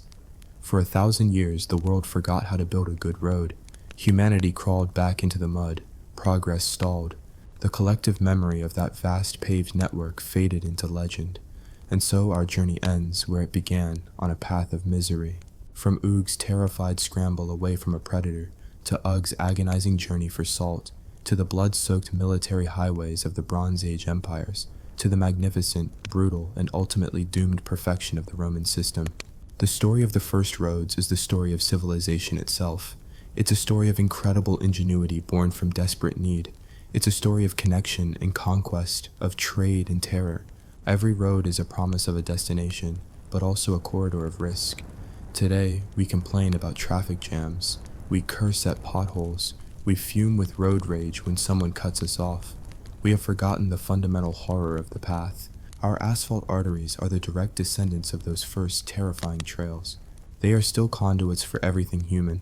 Our ambition, our commerce, our desperate need to see what's over the next hill, and our timeless ability to get annoyed at the person in front of us who is going too slow. The next time you're stuck in traffic, staring at the brake lights ahead, just remember Oog, hiding from a cave lion. Remember Ugg, with his back breaking under a load of salt. Remember the Roman merchant, trying to sleep in an inn full of assassins.